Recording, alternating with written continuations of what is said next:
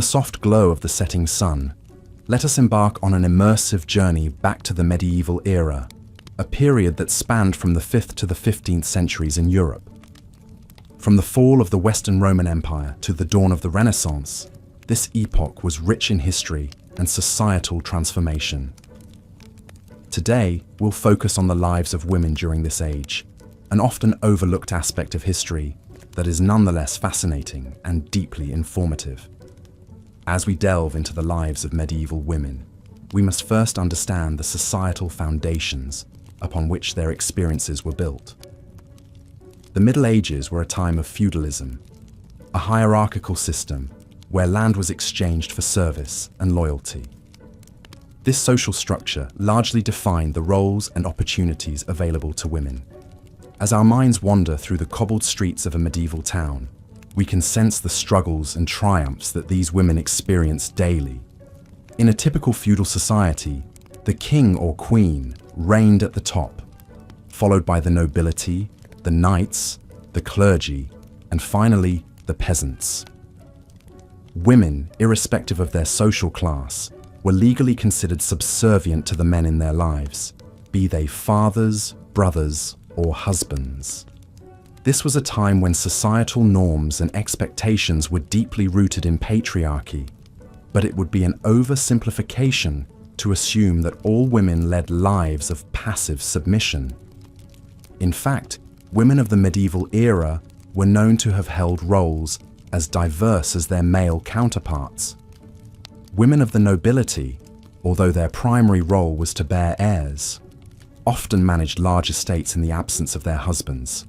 This task required a myriad of skills, including managing finances, supervising work, and making important decisions for the estate. As we imagine a noblewoman in her grand manner, we sense the weight of responsibility on her shoulders, the subtle strength in her gaze as she oversees her vast domain. Peasant women, on the other hand, led lives that were filled with hard work and toil. From sunrise to sunset, their days were spent tending to animals, cultivating crops, and taking care of their families.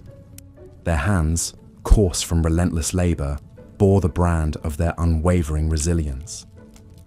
Despite the hardships they faced, these women found joy and satisfaction in their families and communities, in their shared meals and shared stories.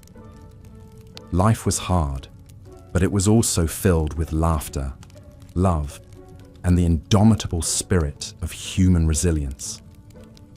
Religion played a significant role in the Middle Ages, and this was no different for women. Many women found solace and purpose within the confines of the church. Some became nuns, dedicating their lives to prayer and service, while others were influential figures within their religious communities. The church provided a unique avenue for women to exercise power and influence, an opportunity that was scarce in other spheres of medieval society. Education was limited in the Middle Ages, and this was particularly true for women. However, it would be incorrect to presume that all medieval women were uneducated. Noble women and women of the church often received an education, learning to read and write, to understand Latin, and to study religious texts. In contrast, peasant women were primarily educated in practical skills necessary for their daily lives. As we delve deeper into the intricacies of medieval women's lives, we begin to see the stark differences and surprising similarities with our own lives. The roles, responsibilities, and expectations placed upon them were shaped by their time, but at their core, these women were not so different from us. They loved, they struggled, they persevered, and they dreamed. They were mothers, daughters, wives, and sisters. They were leaders, workers, scholars, and believers. They were women of strength and heart who, in their own way, shaped the world we live in today. As the sun dips below the horizon and the stars begin to twinkle in the night sky, we leave the Middle Ages for now, with a newfound appreciation for the women who lived during this time. But our journey is far from over, as there are countless more stories to uncover. countless more women whose lives we will explore. For now, close your eyes and imagine the echoes of their laughter, the strength of their spirit, and the richness of their legacy. As you drift off to sleep, let their stories inspire you, comfort you, and remind you of the enduring power of the human spirit. As we continue our journey into the lives of women during the medieval period, let's delve into the societal structure and the roles women played in it. It is essential to note that the Middle Ages spanned a vast period, from the 5th to the 15th century, making it impossible to paint a comprehensive picture. However, we can make broad strokes to illustrate the general trends and realities. The societal structure during the medieval times was predominantly feudal. The king held the highest rank, followed by nobles, knights, and then peasants, who made up the majority of the population. Women's positions in this hierarchy were defined by their association with men, be it their father, husband, or son. As such, a woman's life and status were largely determined by her birth and marriage. Noble women held a position of relative privilege. They were often educated, although not to the extent of their male counterparts. Their education typically included reading and writing, but the primary focus was on managing a household, a skill deemed crucial for noble women. In the absence of their husbands, noble women were expected to run the manor, overseeing everything from food production to resolving disputes among the servants. Despite their responsibilities, they had little power in the political sphere and were often used as pawns in political alliances and marriages. Like noble women, the lives of peasant women were also dictated by their marital status. However, unlike their noble counterparts, peasant women engaged in hard labor. They worked in the fields, looked after livestock, cooked, cleaned, and cared for their families. Their workdays began at dawn and ended well after dusk, their tasks varying with the changing seasons. Life for women in towns and cities was slightly different. Women were involved in various trades and businesses, though they were often relegated to unskilled labor. Some women became alewives, brewing and selling ale, while others were bakers, spinners, or laundresses. Yet, women's work was often less valued compared to men's, and they typically earned less. However, there were exceptions. Some women defied societal norms and expectations, achieving notable success in their fields. For instance, women like Hildegard of Bingen, an abbess, writer and composer, and Julian of Norwich, a mystic, carved out unique roles for themselves, contributing to literature, music, and theology. They demonstrated that women, given the opportunity, could excel in spheres traditionally dominated by men. The church played a significant role in the lives of medieval women. Women were viewed through the lens of Christian doctrine, often framed as either saints or sinners. The church reiterated the idea of women being inherently sinful, drawing from the biblical story of Eve. This notion reinforced women's subordinate status, contributing to their marginalization. Nunneries offered an alternative to marriage, allowing women to lead a life dedicated to God. Although they were secluded from the wider society, nuns could receive an education and, in some cases, hold positions of authority. Marriage was an integral aspect of a woman's life during this period. It was less about love and more about economic and political alliances. Brides were often very young, and their husbands significantly older. Women had little say in choosing their partners. Once married, they were expected to bear children, preferably sons, to carry on the family name. Despite the harsh realities, women found ways to exert influence and express their individuality. They contributed to their communities, managed households, and raised children, ensuring the survival and continuity of society. Their strength and resilience are testament to their enduring spirit, a spirit that continues to inspire us today. As we close this section, Let's remember that the lives of women in the Middle Ages were not monolithic. They were shaped by a multitude of factors, including class, location, and individual circumstances. In the next part of our journey, we will explore the cultural aspects of women's lives, including fashion, art, and entertainment. Until then, let the echoes of the past lull you into a peaceful slumber as we continue to unravel the tapestry of history. As we delve further into the lives of medieval women, we come across the pivotal role they played in the domestic sphere. The realm of the home was not simply one of shelter and warmth, but an environment of intense labor and responsibility. Women in medieval times were the caregivers, the providers of food, clothing, and health. They were the educators, teaching their children the important skills for survival, and in some cases, even teaching them to read and write. In most households, the woman was the primary cook. Cooking was not merely a matter of heating food and serving it, but rather a complex process that involved growing, harvesting, preserving, and preparing food. Women planted and tended to the gardens, gathering fruits, vegetables, and herbs. They preserved food for the winter months, pickling, drying, and salting their harvests. They were also responsible for baking bread, a staple food in medieval diets. This task alone could take up a significant portion of a woman's day, as the dough needed to be kneaded, left to rise, and then baked in an oven that was heated by a wood fire. Clothing was another domain of women during medieval times. They would spin fiber into yarn, weave the yarn into cloth, and then sew the cloth into garments. This process was incredibly time-consuming, as every step was done by hand. Women also washed and mended clothes, knitted hats, gloves and socks, and made shoes and boots from leather. In addition to these tasks, women were also responsible for the health of their families. They were the primary caregivers, tending to the sick and the injured.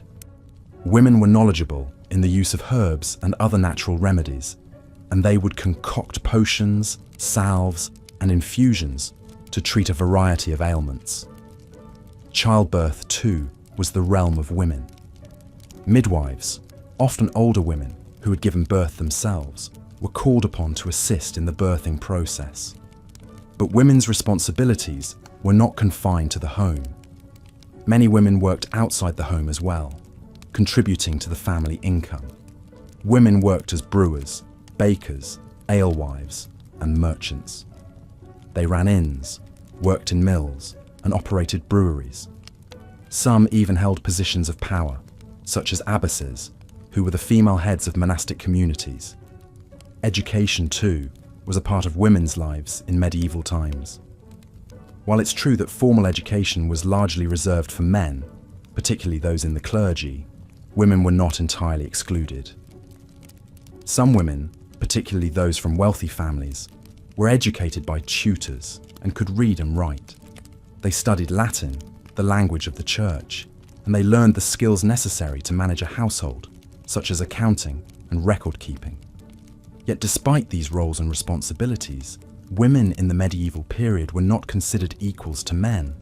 They were generally considered weaker, both physically and mentally, and were often depicted as being more susceptible to temptation. Women were excluded from political power and were often denied the right to own property. However, some women found ways to challenge these societal norms and carved out positions of power and influence for themselves. As we continue our exploration of women in the medieval times, we'll encounter stories of such women who defied societal expectations and left their mark on history. We'll delve into the lives of queens and noblewomen, of saints and mystics, and of everyday women who navigated the complexities of life in this turbulent, yet fascinating period of history. But for now, close your eyes and imagine the bustling activity of a medieval home, with a woman at its heart, orchestrating the rhythm of daily life. Picture her tending to the garden, kneading dough, weaving cloth, caring for the sick, teaching her children, working her trade. Despite the many challenges she faced, she was the cornerstone of her family and her community, a testament to the resilience and strength of women throughout history. As we continue our journey into the medieval period, we find ourselves exploring the domestic life of women. When we think of the Middle Ages, our minds often conjure images of knights in shining armor and grand castles. But for most women, their realm was the home, the heart of everyday life.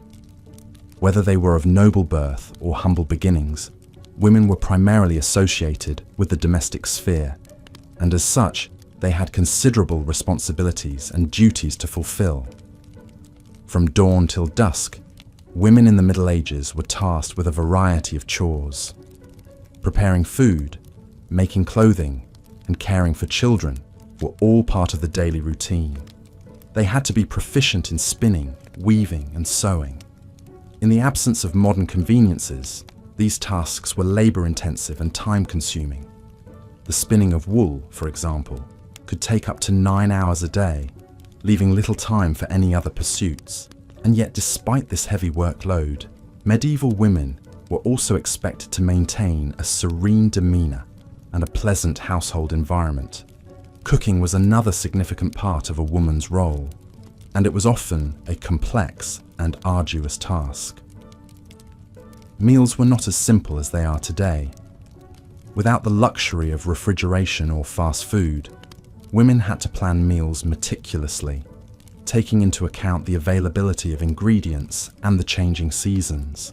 They had to know how to preserve food, how to make cheese, how to brew beer, and how to bake bread. They also had to be knowledgeable about medicinal herbs, as they were often the primary caregivers when family members fell ill. Childbirth and childcare were, of course, important aspects of a woman's role. In a time when medical knowledge was scarce, childbirth was a dangerous and harrowing process. Women relied heavily on the support of other women in their community, whether they were midwives, relatives, or friends. Once the children were born, they were primarily cared for by their mothers, who were expected to raise them with good morals and manners.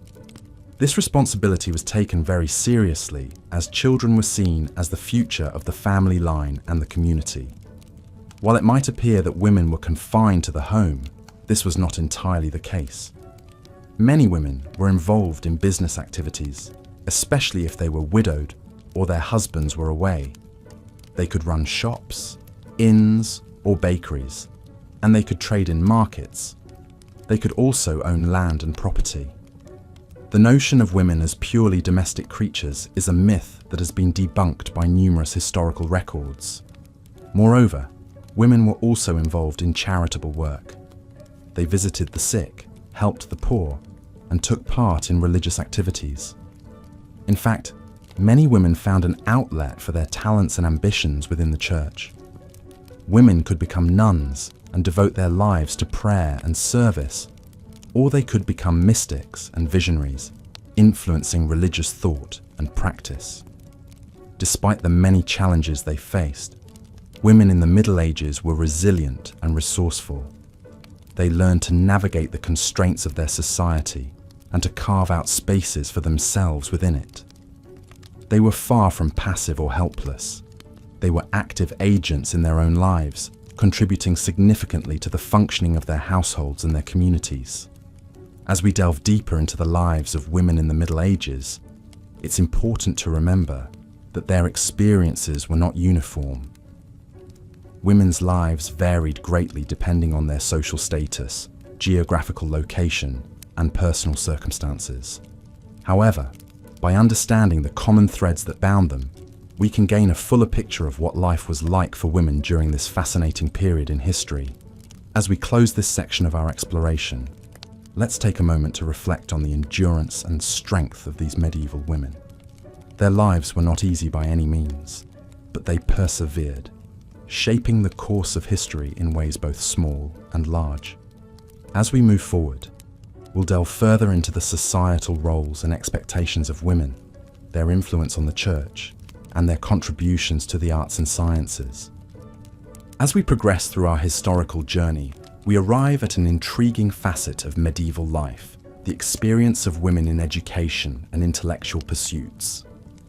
This is a topic that often elicits much curiosity, as the context of the Middle Ages often paints a picture of limited freedoms and opportunities for women. However, the reality is far more complex and nuanced. In the early Middle Ages, education was often a privilege of the elite, and women, irrespective of their social rank, were generally excluded from formal educational settings. Yet this did not mean that women were entirely devoid of learning. In many households, especially those of the nobility, private tutors were employed to instruct children in reading, writing, arithmetic, and religious doctrine. Girls, alongside their brothers, were recipients of this basic education, which was considered necessary for managing household affairs and understanding religious teachings.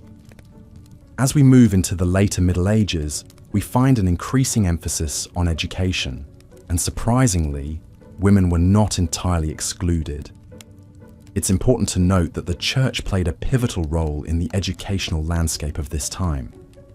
Convents and monasteries were among the few establishments providing formal education. Women who joined these religious institutions had access to learning that was otherwise unavailable to their counterparts in secular society.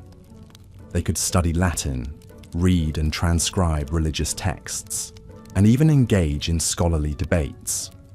One such example is Hilda of Whitby, a 7th century English abbess who was known for her wisdom and learning. Her monastery at Whitby was a renowned centre of learning, and she herself is credited with educating 5 future bishops. Hilda's story, though unique, was not entirely an anomaly. Women in religious communities across Europe were actively engaging in intellectual pursuits, contributing to the rich tapestry of medieval knowledge and culture. Yet, it would be remiss not to mention the many women who were denied access to education. Women of the lower social strata, such as peasants and serfs, were primarily occupied with laborious work, leaving little time for intellectual pursuits. Even for those who had the means and the time, societal norms and expectations often acted as barriers. Women were expected to concentrate on their roles as wives, mothers, and homemakers, and the pursuit of learning was often seen as an unnecessary distraction. Nevertheless, there were women who defied these norms and carved a space for themselves in the world of letters. Christine de Pizan, a writer and philosopher, is a shining example. Born in late 14th century Italy, Christine was educated by her father and later moved to France. She is known for her writings on women's rights and her critiques of the misogynistic attitudes prevalent in her society.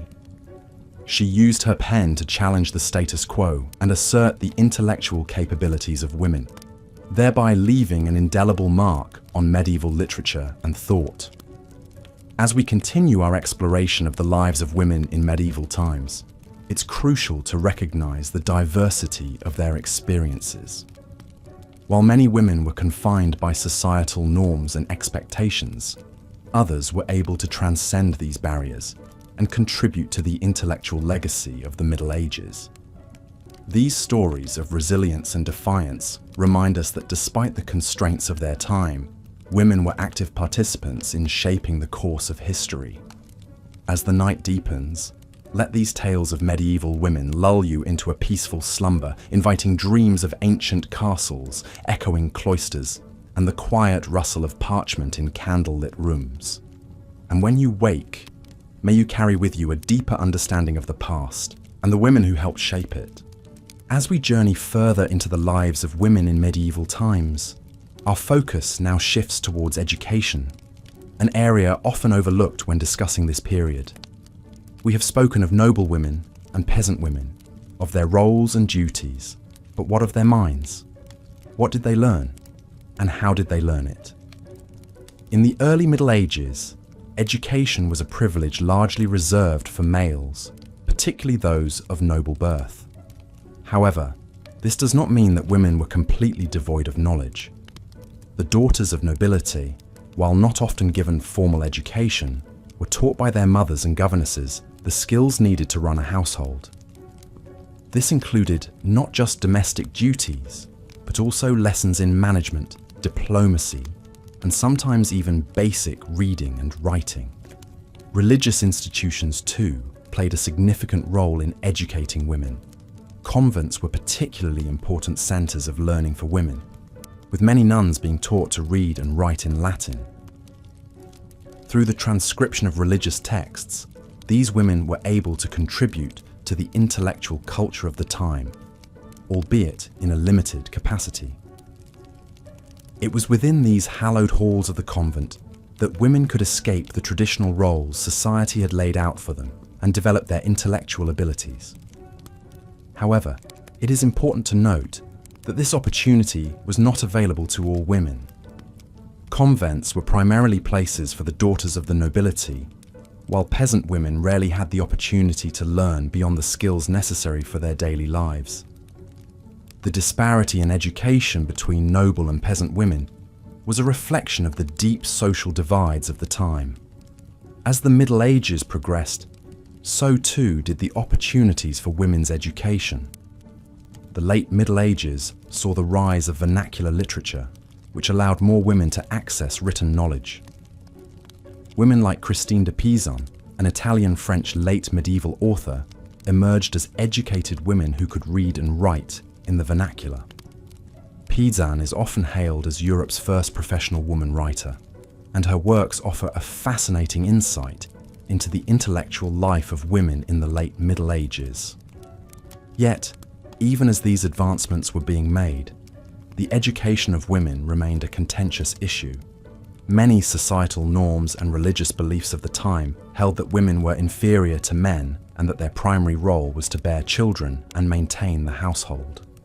These views often led to the marginalization of women in educational institutions, with very few being allowed to study at the newly emerging universities. Despite these challenges, medieval women demonstrated a remarkable resilience in their pursuit of knowledge. They found ways to educate themselves, whether it be through the teachings of their mothers, the tutelage of the convent, or the clandestine reading of vernacular literature. Their stories serve as a testament to the enduring human spirit and its quest for knowledge, even in the most restrictive of circumstances. As we move towards a closer look at the roles of women in medieval society, it is essential to remember that these women were not just wives and mothers, but also learners and sometimes teachers. Theirs were lives of complexity and nuance, shaped by the times in which they lived, but also by their own desires and ambitions. As we continue our journey, let us keep these revelations in mind, acknowledging the struggles and triumphs of these women who lived so long ago. Our exploration of women's lives during medieval times is far from over. In the next section, we will delve into the world of work, exploring the roles women played in the economy of the Middle Ages.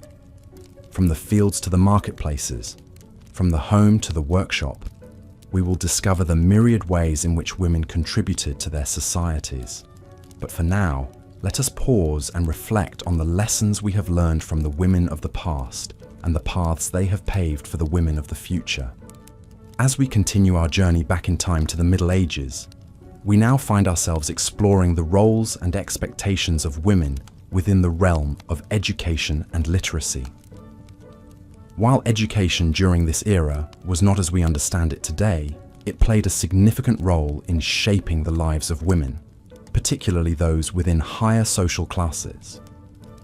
The opportunity to receive an education was largely determined by a woman's social standing. Noble women were often given the right to education, though it was a privilege not extended to all. Learning was often conducted within the confines of a monastery or a convent, where girls were taught by nuns in a range of subjects such as reading, writing, music, and embroidery. These institutions provided a space for women to learn, create, and express themselves, which was quite a rarity in a time when most of society was dominated by men. Despite the societal limitations imposed on them, some women were able to grasp the opportunity for education and used it to make a significant impact on society. The remarkable Hildegard of Bingen, for instance, was an abbess, artist, composer and writer who is remembered to this day for her religious visions and her contributions to music and literature. However, it is crucial to remember that the majority of women during the Middle Ages were not as fortunate. Women of lower social classes, such as peasants, were typically deprived of any formal education. Their lives were devoted to hard manual labor in fields or at home, where they tended to their families and household chores. Their education was limited to learning practical skills necessary for survival, such as cooking, weaving, and brewing. Literacy was another area where the divide between the social classes was starkly evident. While noble women may have had the opportunity to learn to read and write, this was not a common skill amongst the lower classes. Reading and writing were viewed as luxuries, available only to those in religious orders or the upper echelons of society. For peasant women, their illiteracy did not signify a lack of intelligence, but rather a reflection of the social norms and confines of their era. In stark contrast to this, there were women renowned for their intellect and literary contributions, like Christine de Pizan. Born in Italy and later moved to France, de Pizan was one of the first women to earn a living through writing. She penned numerous works on a variety of subjects, from romantic ballads to works of feminist literature. Her book, The Book of the City of Ladies, was a groundbreaking piece of feminist literature that defended women and their capacity for learning, challenging the misogynistic attitudes of her time. The Middle Ages also saw the rise of the Beguines, a community of religious women who lived in semi-monastic communities known as beguinages. These women were not nuns, nor were they tied to a specific religious order. They dedicated their lives to prayer and good works, often supporting themselves through various crafts or teaching. Many Beguines were well educated and literate, contributing to religious literature of the time. In the realm of education and literacy, it becomes clear that women in the Middle Ages navigated a complex array of societal norms and expectations. Despite the constraints of their time, many women sought knowledge and learning, leaving a lasting impact on the historical record. Their stories remind us of the resilience and adaptability of women who, against all odds, managed to carve out spaces for themselves to learn, create, and contribute to their societies. As we transition into our next section, we will delve further into the roles and responsibilities of women in the workforce during the Middle Ages. We will explore the various occupations open to women, the challenges they faced, and the invaluable contributions they made to their societies. So, close your eyes and allow yourself to be transported back in time, to the bustling markets and workshops of medieval Europe, and let the stories of these remarkable women lull you into a peaceful slumber. As we continue our journey through the life of women in the medieval period, we find ourselves delving into the realm of work and labor. It is indeed a common misconception that medieval women were confined solely to the domestic sphere, limited to the roles of wives and mothers. This notion, while partially true, overlooks the vast array of occupations and roles that women undertook during this time. In the Middle Ages, the work a woman did was largely determined by her social status. Noble women, despite their elevated position in society, were expected to manage their households, oversee the education of their children, and sometimes even supervise the running of their husbands' estates in their absence. This management could involve the coordination of a large number of servants and workers, making it an intense and demanding role. Lower down the social ladder, peasant women's work was primarily agricultural. In an agrarian society, the majority of the population lived and worked on the land. Women would have been involved in all aspects of food production, from planting and harvesting crops to managing livestock. They would also have been responsible for a multitude of domestic tasks, including cooking, brewing, spinning, weaving, and looking after the children. In towns and cities, women could sometimes be found working in a variety of trades. Records show that women worked as bakers, brewers, silk makers, and even blacksmiths. Some women even ran their own businesses, often taking over their husband's trade if he passed away. This was not always easy, however, as guilds often restricted women's participation in certain trades and professions. While many women did work, it's important to note that their work was often devalued compared to men's. They were frequently paid less than men for the same work, and their labour was often considered secondary to their duties as wives and mothers. This devaluation of women's work has persisted into the modern era, a reminder of the long history of gender inequality. Despite the constraints placed on them, women in the Middle Ages demonstrated remarkable resilience and ingenuity. They navigated a society that often limited their opportunities, carving out spaces for themselves in the world of work. They were essential contributors to the economy, the functioning of their households, and the well-being of their communities. Even in religious life, women found ways to contribute to society. Many women became nuns, dedicating their lives to the service of God. Within the confines of the convent, they could become scholars, teachers, nurses, and leaders. Some, like Hildegard of Bingen, became renowned for their intellectual contributions, writing works on theology, botany, and medicine. As we reflect on the lives of women in the Middle Ages, it's clear that they were far from passive figures. They worked hard, often under difficult conditions, to support their families and communities.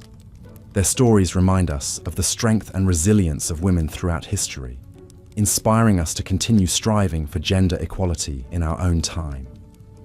In our next section, we'll explore another crucial aspect of life for medieval women: their roles within the family and their experiences of marriage and motherhood. We'll delve into the customs and expectations of medieval marriage, the responsibilities of wives and mothers, and the challenges they faced. As we do, we'll continue to shed light on the complex and often overlooked lives of women in the Middle Ages. As darkness fell across the medieval countryside, a chill would settle in the air, and the sounds of the day would taper off. The women of the household would retreat indoors, their day's work completed, and the family would gather around the hearth for a meal. It was a time for stories, for shared laughter, and for the comforting routine of family life. This was the backbone of medieval society, the basic unit of organization, and women were at its very heart. The meal would typically consist of hearty, simple fare, the product of the family's own labor. Bread, cheese, and ale were the staples, supplemented by whatever fruits, vegetables, or meats the season allowed. The women of the house would have spent a good part of the day preparing this meal, grinding grain, kneading dough, tending the fire, and stirring the pot. It was hard, physical labor, but it was also a deeply ingrained part of their lives, a rhythm they knew as well as their own heartbeat.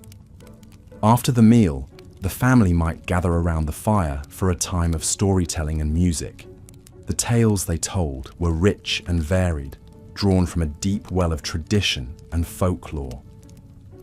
Women played a crucial role in this oral tradition, passing down stories from one generation to the next, preserving the collective memory and wisdom of the community. They were the keepers of the cultural flame, the guardians of the community's shared identity. Despite the hardships and limitations of their lives, many women in the Middle Ages found ways to exercise agency and assert their individuality. Some became skilled artisans, producing beautiful textiles, pottery, and other goods. Others became healers, using their knowledge of herbs and natural remedies to treat the sick and injured.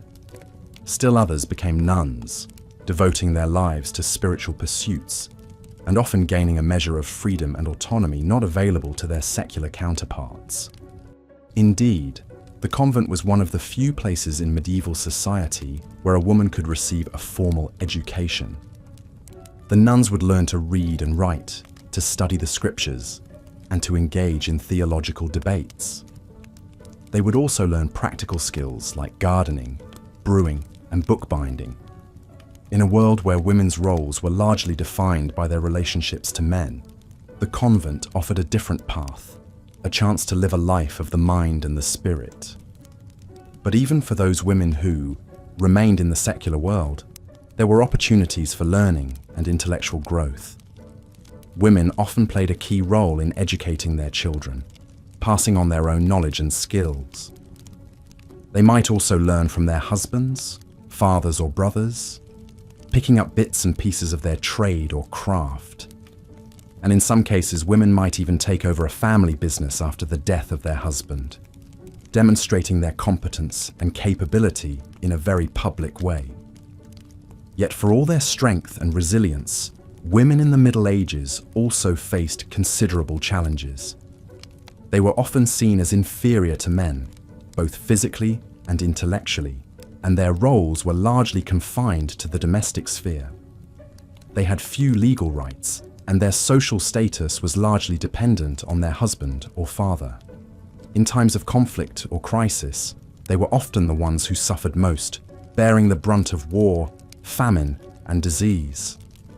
But through it all, women in the Middle Ages showed a remarkable capacity for endurance and adaptability. They found ways to navigate the constraints of their society, to carve out spaces for themselves, to assert their own identity and agency. And in doing so, they shaped the world around them in ways both big and small. The life of a woman in the Middle Ages was not easy, but it was not without its rewards. There was the warmth of the hearth, the companionship of family and friends, the satisfaction of a job well done. There was the rhythm of the seasons, the beauty of the natural world, the joy of song and story. And there was the knowledge that they were part of something larger than themselves, a vast tapestry of human experience stretching back through the centuries. As we delve deeper into the lives of women in the Middle Ages, we find a story of strength and resilience, of creativity and adaptability, of courage and determination. It is a story that resonates across the centuries, echoing in the lives of women today. And it is a story that deserves to be told. And so, as we close this chapter, we are left with a sense of admiration for these women of the Middle Ages, who navigated a world that offered them few opportunities, with strength, grace, and resilience. In the quiet of the night, as the hearth's fire dwindles and the moon rises high in the sky, we bid them good night, knowing that their stories and their spirit continue to live on. As we continue our exploration of the lives of women during the medieval period, it is essential to remember that the era spanned several centuries and encompassed a variety of cultures and societies. So, it is not a one-size-fits-all narrative. Nonetheless, there are common threads and experiences that tie together the life stories of women in this time. In the previous section, we delved into how women's lives were dictated by their social status and the roles they played within their families. Now, let's turn our focus towards the experience of women in the realms of education and intellectual life. Education in the Middle Ages was a privilege enjoyed by few, and fewer still were the women who could access it. That is not to say women were entirely excluded from intellectual pursuits. The avenues for women's education were largely tied to their social status and the institutions available to them. Noblewomen, for instance, were often educated within their households.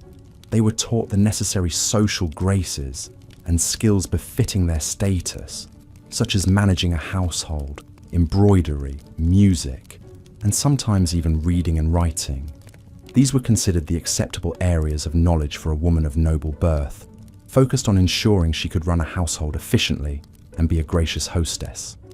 The church also played a significant role in women's education.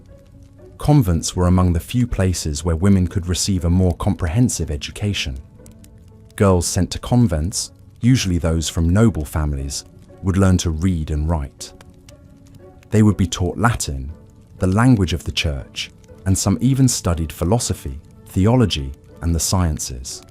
These women, known as nuns, often produced works of literature, art, and music that have survived to this day. Consider the case of Hildegard of Bingen, a German nun of the 12th century. She was a polymath who made contributions to music, theology, natural science, and philosophy. She wrote visionary works and composed liturgical songs, marking her as one of the most remarkable figures of the Middle Ages. However, the intellectual life of women in the Middle Ages was not confined to the nobility or the church. In towns and cities, women could be found in various professions, including teaching. Schools attached to cathedrals and monasteries sometimes employed women as teachers. Although these schools primarily catered to boys, they occasionally admitted girls, providing another avenue for women's education. In addition to formal education, women also engaged in intellectual pursuits through informal means. Storytelling and folk wisdom passed down from generation to generation carried the collective knowledge of women. They knew about medicinal herbs, childbirth techniques, and practical solutions to everyday problems. This knowledge, though not recognized as formal education, was critical in the functioning of households and communities. Despite these opportunities, it is important to note that the majority of women during the medieval period remained uneducated. Literacy rates among women were significantly lower than among men. The prevailing societal norms and limitations placed on women's access to education played a significant role in this disparity. Yet, the women who defied these norms and pursued education often left a lasting impact. Their contributions to literature, science, philosophy, and other fields of knowledge are testaments to their intellectual capabilities and resilience. They carved out spaces for themselves in a world that often sought to limit them, leaving a legacy that has endured through the centuries. As we close this section and prepare to journey further into the world of medieval women, let us remember these women, their stories, and their indomitable spirit. It serves as a reminder of the potential that lies within each individual, waiting to be nurtured and expressed, regardless of the constraints of their time. In the next section, we shall explore the roles and experiences of women in the workforce during the medieval period, a topic that offers further insight into the diverse experiences of these women. So, as your eyes grow heavy and your body relaxes into the comforting embrace of your bed, allow the tales of these extraordinary women to accompany you into the realm of dreams, where perhaps you might meet them in the grand tapestry of history. It's a common assumption that all medieval women, regardless of their social rank or geographical location, lived lives of confinement and hardship, devoid of any semblance of power or influence. However, this blanket portrayal doesn't wholly represent the reality of women's experiences during the Middle Ages. While it's true that societal norms and religious doctrines often undermined their status, women, in various capacities, found ways to navigate these constraints, demonstrating resilience and resourcefulness. In the realm of work, women were involved in a variety of occupations. They were not solely confined to the domestic sphere, as is often depicted. Indeed, some were engaged in tasks directly related to the home and family, such as cooking, cleaning, and child rearing. But many women also contributed economically to their households. They worked in fields, tended to animals, and helped to manage family businesses. In urban settings, women could be found in a range of professions, from brewing and baking to weaving and midwifery. Some even ran their own businesses, a testament to their entrepreneurial spirit. In the higher echelons of society, noble women held positions of considerable power and influence. They managed large estates, oversaw the household staff, and in the absence of their husbands, they could exercise power as regents, governing in their stead. Some queens, such as Eleanor of Aquitaine and Matilda of Tuscany, are renowned for their political acumen and leadership skills, proving that women were more than capable of ruling in a male-dominated world. Education, though not universally accessible, was not entirely out of reach for women either. In monastic communities, nuns received instruction in Latin, scripture studies, and sometimes even sciences, making these institutions important centers of female learning. In aristocratic families, girls were taught by private tutors, gaining knowledge in languages, music, and literature. However, it's important to note that life in the Middle Ages was not without its hardships for women. The societal norms of the time were deeply entrenched in patriarchal values. Women were seen as inferior to men, both physically and mentally, and were expected to be obedient and subservient. This was reflected in the legal system, where women had limited rights. For instance, they could not hold public office, and their ability to own and inherit property was restricted. Religion, too, played a role in shaping women's lives. The teachings of the Church placed women in a subordinate position, emphasizing their roles as wives and mothers. The concept of original sin, tied to the biblical figure of Eve, was used to justify their lower status. However, religion also provided avenues for female empowerment. Many women found solace and purpose in religious life, becoming nuns or joining lay religious communities. Figures like Hildegard of Bingen and Julian of Norwich used their religious devotion as a platform to express their thoughts and ideas, making significant contributions to theology and literature. The reality of medieval women's lives was one of contrast and complexity. They faced numerous barriers and challenges, but they also demonstrated resilience, adaptability, and ingenuity. They worked, learned, ruled, and created, leaving their mark on the world in ways that continue to resonate today. Their stories remind us that, even in the face of adversity, women have always found ways to carve out spaces of autonomy and influence. As we delve deeper into the lives of medieval women, we uncover a rich tapestry of experiences that challenge our preconceived notions. From the humblest peasant to the most powerful queen, from the devout nun to the skilled artisan, each had a unique story to tell, a testament to the diverse roles and contributions of women during this period. Through exploring these narratives, we gain a more nuanced understanding of the medieval world, one that recognizes and celebrates women's integral role in shaping history. As we delve deeper into the realm of medieval women's lives, it becomes clear that their roles and responsibilities were largely determined by their social status. The life of a woman was not uniform. Instead, it was a spectrum of experiences influenced by factors such as wealth, birth, marriage, and location. Let's now explore the life of women in the upper echelons of society, the nobility. Noble women, while still subjected to the societal limitations of their gender, enjoyed a slightly more privileged existence. They were typically educated, albeit in a limited capacity compared to their male counterparts. Their education primarily focused on managing a household and estate, as well as learning courtly etiquette.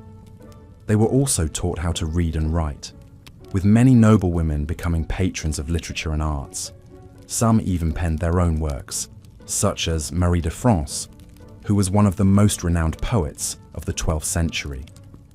The primary duty of a noblewoman was to bear and raise children, particularly sons, who would continue the family line. Marriage was often a political arrangement designed to secure alliances, wealth, or land. Love was rarely, if ever, a deciding factor. Despite this, there are accounts of affectionate relationships between noble couples, suggesting that emotional bonds could develop over time. As the lady of the manor, a noblewoman was responsible for managing the household. This involved overseeing the domestic staff, ensuring the smooth running of the estate, and often managing finances.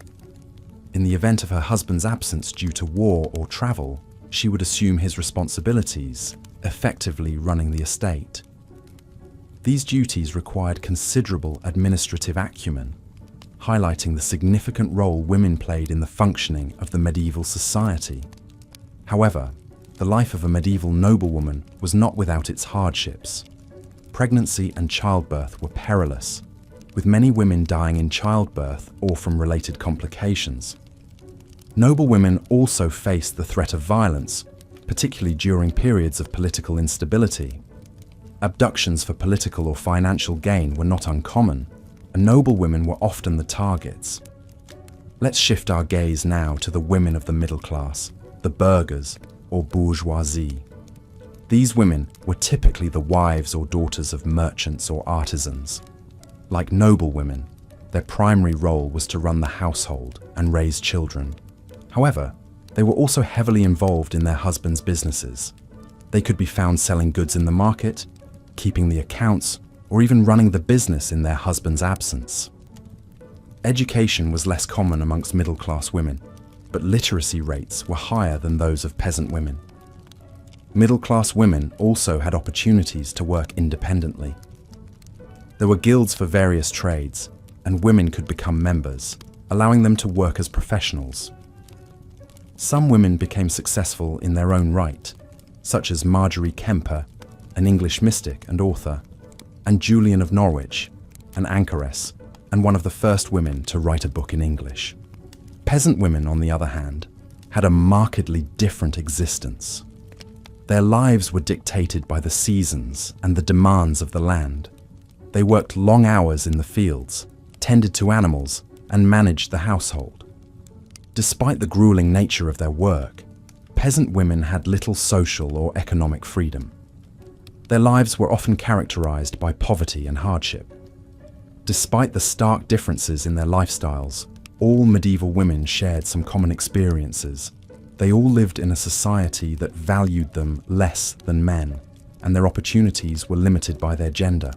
However, they found ways to exert influence and control over their lives, whether as a lady of the manor, a guild member, or a peasant. Women played a crucial role in the functioning of the medieval society. As we continue our journey, we'll delve deeper into the unique roles and experiences of women in medieval times, shedding light on their struggles, achievements, and resilience. So, close your eyes and let the echoes of the past lull you to sleep as we journey further into the heart of medieval womanhood. As we delve deeper into the lives of women during the medieval era, we encounter the oft misunderstood realm of women in the workforce. It is an often mistaken belief that women during this time were confined solely to domestic roles. However, like the tapestry of history itself, the roles and responsibilities of women during the medieval era are far more intricate and varied. Let's take a moment to paint a picture of a bustling medieval town, the cobblestone streets teeming with activity. Among the vendors selling their wares and craftsmen tending to their trades, you would find women. Women worked in a variety of roles, often dictated by their social status. The wives and daughters of tradesmen might be seen assisting in the family business, while wealthier women might manage servants and oversee their husbands' estates. Lower-class women often worked alongside their husbands in the fields or tended to animals. The physical strain was hard, but these tasks were necessary for survival. Women also found employment in domestic service, particularly in the homes of the wealthy. They would perform a variety of tasks, from cooking and cleaning to nursing and child rearing. For women of the middle class, the roles were slightly different. Many of them worked in trades and businesses. They were spinners, dyers, bakers, brewers, and even blacksmiths. Some ran their own businesses, such as alehouses, inns, or shops. In fact, a widow could inherit her husband's business and run it herself, a surprising level of independence for the time. Even in the upper echelons of society, noble women had responsibilities beyond simply maintaining their appearance. They were expected to manage the household and its servants, oversee the education of their children, and often run the estate in their husband's absence. They also played a significant role in social and political networking, influencing their husband's business dealings and political decisions. The sphere of religion also offered opportunities for women. Becoming a nun was a respected career choice, often pursued by women seeking education or spiritual fulfillment. In the monastery, they could gain literacy and learn various skills. Some nuns became scribes, illuminating manuscripts, while others served as nurses or teachers. It wasn't unusual for a woman to rise to a high rank within the religious institution, such as an abbess, who had considerable power and influence. Despite these roles, it is important to note that women's work was often undervalued compared to men's. They were often paid less for the same work, and their contributions were frequently overlooked or minimized in historical records. However, this should not diminish the fact that women were an integral part of the medieval workforce, contributing to their family's income and the economy of the town or city. In addition to labor, women also played a crucial role in the reproduction and maintenance of the social order. Marriage was primarily an economic and political arrangement, often arranged by families to secure alliances, consolidate wealth, or gain social status. Women were generally expected to obey their husbands, bear and raise children, and maintain the household. However, they also had certain legal protections and could own property, and in certain circumstances, they could seek separation or divorce. Despite the challenges and constraints they faced, women in the medieval ages found ways to exert influence and assert their agency. They worked, they managed, they created, and they endured. Their lives were far from easy, but they were not merely passive observers of their fate. They were active participants in their world, shaping and being shaped by the forces of history. As we continue our journey through the medieval era, we will see more of how women navigated the complexities of their time, finding strength and resilience in the face of adversity. The tapestry of history is rich and complex, and the threads woven by the women of the medieval era are a vital part of that intricate design. The echoes of their lives resonate in our world today, reminding us of our shared history and the enduring power of the human spirit. As you drift off to sleep, let your thoughts wander through the streets of a medieval town, following the footsteps of the women who once walked there. As we navigate through the annals of history, we find ourselves now in the realm of medieval women's experiences with education and intellectual pursuits. While it is true that many historical accounts of this period focus on the deeds and exploits of men, it would be a gross oversimplification to assume that women were absent from the intellectual life of the Middle Ages. Education in medieval times was not a universal right, but rather a privilege only accessible to the wealthy or those in religious orders. However, it is important to note that women were not entirely excluded from this privilege. While it was rare for women to receive formal education, it was not unheard of. Daughters of nobility and the upper classes were sometimes given the opportunity to learn reading, writing, and arithmetic. They were also taught to manage household affairs, which could be a complex task in a large estate, requiring knowledge of accounts, management of servants, and often intricate social protocol. In the realm of academia, women mostly remained on the sidelines, but there were exceptions. Women like Hildegard of Bingen, an abbess, mystic, philosopher, and musician, defied societal norms and contributed significantly to the intellectual discourse of the time. Her holistic approach to health, spirituality, and the natural world was revolutionary for her time and continues to be studied today. She wrote numerous works on subjects as diverse as theology, botany, and music, offering a glimpse into the intellectual capabilities of women during this era. The medieval period was also when the tradition of female mystics began to flourish. Julian of Norwich, an English anchorite, is known for her book, Revelations of Divine Love, believed to be the first book written in English by a woman. These women, often part of religious orders, explored their spirituality and shared their insights in writings that have become integral to understanding the religious thought of the Middle Ages. In the realm of literature, women also made their mark.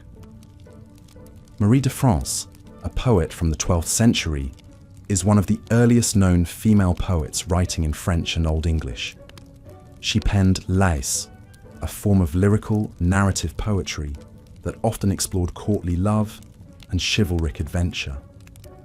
Her works offer a rich tapestry of medieval life, embodying a female perspective that was uncommon in literary works of the time.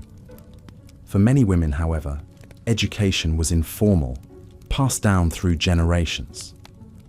Skills such as weaving, brewing, and herbalism were taught from mother to daughter or within communities. Women were the keepers of practical knowledge necessary for everyday survival, and their wisdom often extended well beyond the home. They served as midwives, healers, and wise women, roles that required extensive knowledge of herbs and medicine. Despite the constraints placed on them, the women of the Middle Ages found ways to engage with intellectual pursuits. They navigated societal norms and expectations, finding loopholes and pushing boundaries to garner knowledge and express their thoughts. This era saw the emergence of strong, learned women who defied the limitations of their time, demonstrating that the thirst for knowledge and the desire to contribute were not exclusive to the male domain. As the night draws in, let us appreciate the women who, against the odds, engaged with the intellectual life of the Middle Ages. Their stories serve as reminders of the resilience and capacity of the human spirit to seek knowledge, even in the most challenging circumstances. As we drift closer to sleep, let us carry with us the image of these women, huddled over their manuscripts or brewing their healing potions, their minds alive with curiosity and wonder in a world that often sought to limit them. These women, like the stars that begin to twinkle in the night sky, were points of light in the vast expanse of history, their contributions illuminating paths for the women who would follow in their footsteps. In the next section, we will explore women's roles in medieval society, focusing on their work and occupations. While many women were confined to their homes, others ventured out into the world, taking on roles and responsibilities that challenged the societal norms of their time. As you drift off to sleep, let the stories of these remarkable women lull you into a peaceful slumber, their strength and resilience serving as a testament to the power of the human spirit. As we continue our journey into the lives of women in medieval times, we arrive at the pivotal role that religion played. The church was not just a place of worship during this period. It was the center around which all life revolved. For women, the church offered several paths and opportunities. There were women who chose to dedicate their lives to the service of God, living as nuns in a convent. This was a significant choice, for it meant renouncing all worldly possessions, family ties, and the prospect of marriage. Cloistered away in their convents, these women led lives of prayer and contemplation. They followed a strict daily routine that included communal prayer, private meditation, and work that benefited the convent, such as tending to the herb garden, nursing the sick, weaving, and brewing. The nuns were also educated, a rarity in a time when literacy was not common, especially among women. They read and wrote in Latin, copied manuscripts, and produced beautiful works of religious art. Women who were not cloistered away in convents had different religious responsibilities. They were expected to attend Mass regularly, observe the holy days, and follow the Church's teachings on morality and conduct. They were also tasked with the religious education of their children, instilling in them the principles and stories of the Christian faith. Not all women, however, found their place within the confines of the Church's teachings. There were women who were healers, midwives, and herbalists, who held knowledge passed down from generations. Their work was often viewed with suspicion, as it was not always in line with the church's understanding of the world. Some of these women were even accused of witchcraft, a grave crime that could lead to their execution. The church also had a significant influence on women's legal rights. Canon law, the law of the church, had clear positions on issues such as marriage, divorce, and inheritance, which heavily impacted women's lives. While a woman could own property in her own right, her legal status was often tied to that of her husband or father. Marriage was viewed as a sacrament, a holy bond between a man and a woman. The church expected women to be obedient to their husbands, as they were considered the spiritual heads of the household.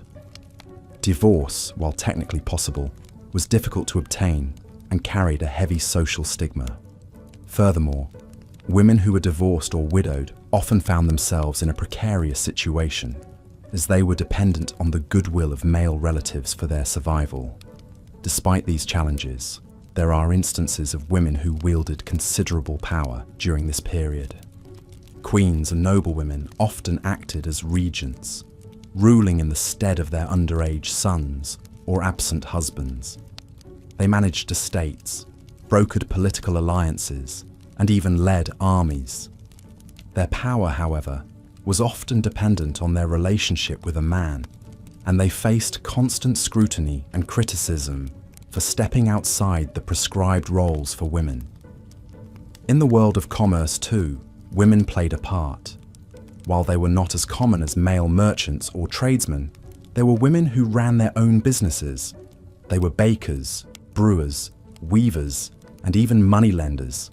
These women were often widows who had taken over their husband's business after his death. They faced numerous obstacles, from the reluctance of male merchants to do business with them, to the legal restrictions that limited their ability to enter contracts or borrow money. The lives of women in medieval times were shaped by the church, the law, and societal expectations. They navigated a world that was often harsh and unforgiving, finding ways to survive and even thrive. Their stories are a testament to the resilience and resourcefulness of women throughout history. As we peel back the layers of the medieval world, we find a rich tapestry of lives lived with courage and conviction. With the passing of time, the societal norms and regulations of the medieval age began to evolve, and women found themselves shouldering a different set of expectations. The later Middle Ages saw the emergence of a new kind of woman, one who was not confined to the home but was instead engaged in various economic activities. In this era, we witness the rise of women as shopkeepers, bakers, brewers, and even as moneylenders. Although these roles were still rather limiting, they did provide women with a certain degree of financial independence. In towns and cities, women could be found engaging in a wide array of trades. They were tailors, candle makers, weavers, and silk workers. They were also employed in the food industry as bakers, brewers, and butchers. A woman could also run a stall in the market, selling everything from fresh produce to handcrafted goods. The Black Death, which swept through Europe in the mid-14th century, also opened up new opportunities for women. With so many lives lost, labor was in high demand, and women stepped in to fill the void. But this increased participation in economic activities did not alter the traditional perception of women as fundamentally inferior beings. Despite their contributions, women were still subjugated, and their work was often undervalued. In many cases, women were paid less than men for doing the same work. They were often subjected to discriminatory laws and practices. For instance, if a woman were to commit a crime, her husband would be held responsible for her actions. One of the most fascinating phenomena of the later Middle Ages is the emergence of women as moneylenders. With their husbands off fighting in wars or on crusades, women were left in charge of the family's finances. They would lend money to those in need, charging interest on the loans. This practice not only provided women with a source of income, but also granted them a certain degree of power within their communities. However, These women were often the target of criticism and suspicion. They were seen as shrewd and manipulative, and their activities were regarded with distrust. In addition to their economic roles, women also played crucial roles in the religious life of the Middle Ages. Many women joined religious orders, becoming nuns, and dedicating their lives to prayer and service. Some women even founded their own religious communities, such as Hildegard of Bingen and Clare of Assisi. These women were revered for their sanctity and wisdom, and their writings have had a profound impact on Christian theology. Yet, even within the church, women were subjected to discrimination. They were barred from holding positions of authority and were often relegated to roles that kept them in the background. Despite this, some women managed to rise above these restrictions and make their voices heard. Julian of Norwich, for instance, was a mystic and theologian whose writings have had a lasting impact on Christian thought. Towards the end of the Middle Ages, the status of women began to decline. The advent of the printing press, for instance, resulted in the loss of many jobs traditionally held by women. The Reformation also brought about a shift in societal attitudes towards women.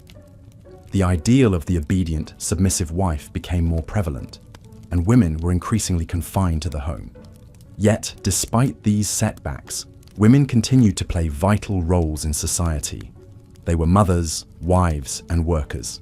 They contributed to the economy and to the spiritual life of their communities. They faced adversity with resilience and tenacity, and though their stories are often overlooked, they are an integral part of the rich tapestry of the Middle Ages. Indeed, the lives of women in the Middle Ages were shaped by a complex interplay of societal norms, religious beliefs, and economic realities. Their experiences were varied and diverse, reflecting the multifaceted nature of medieval society.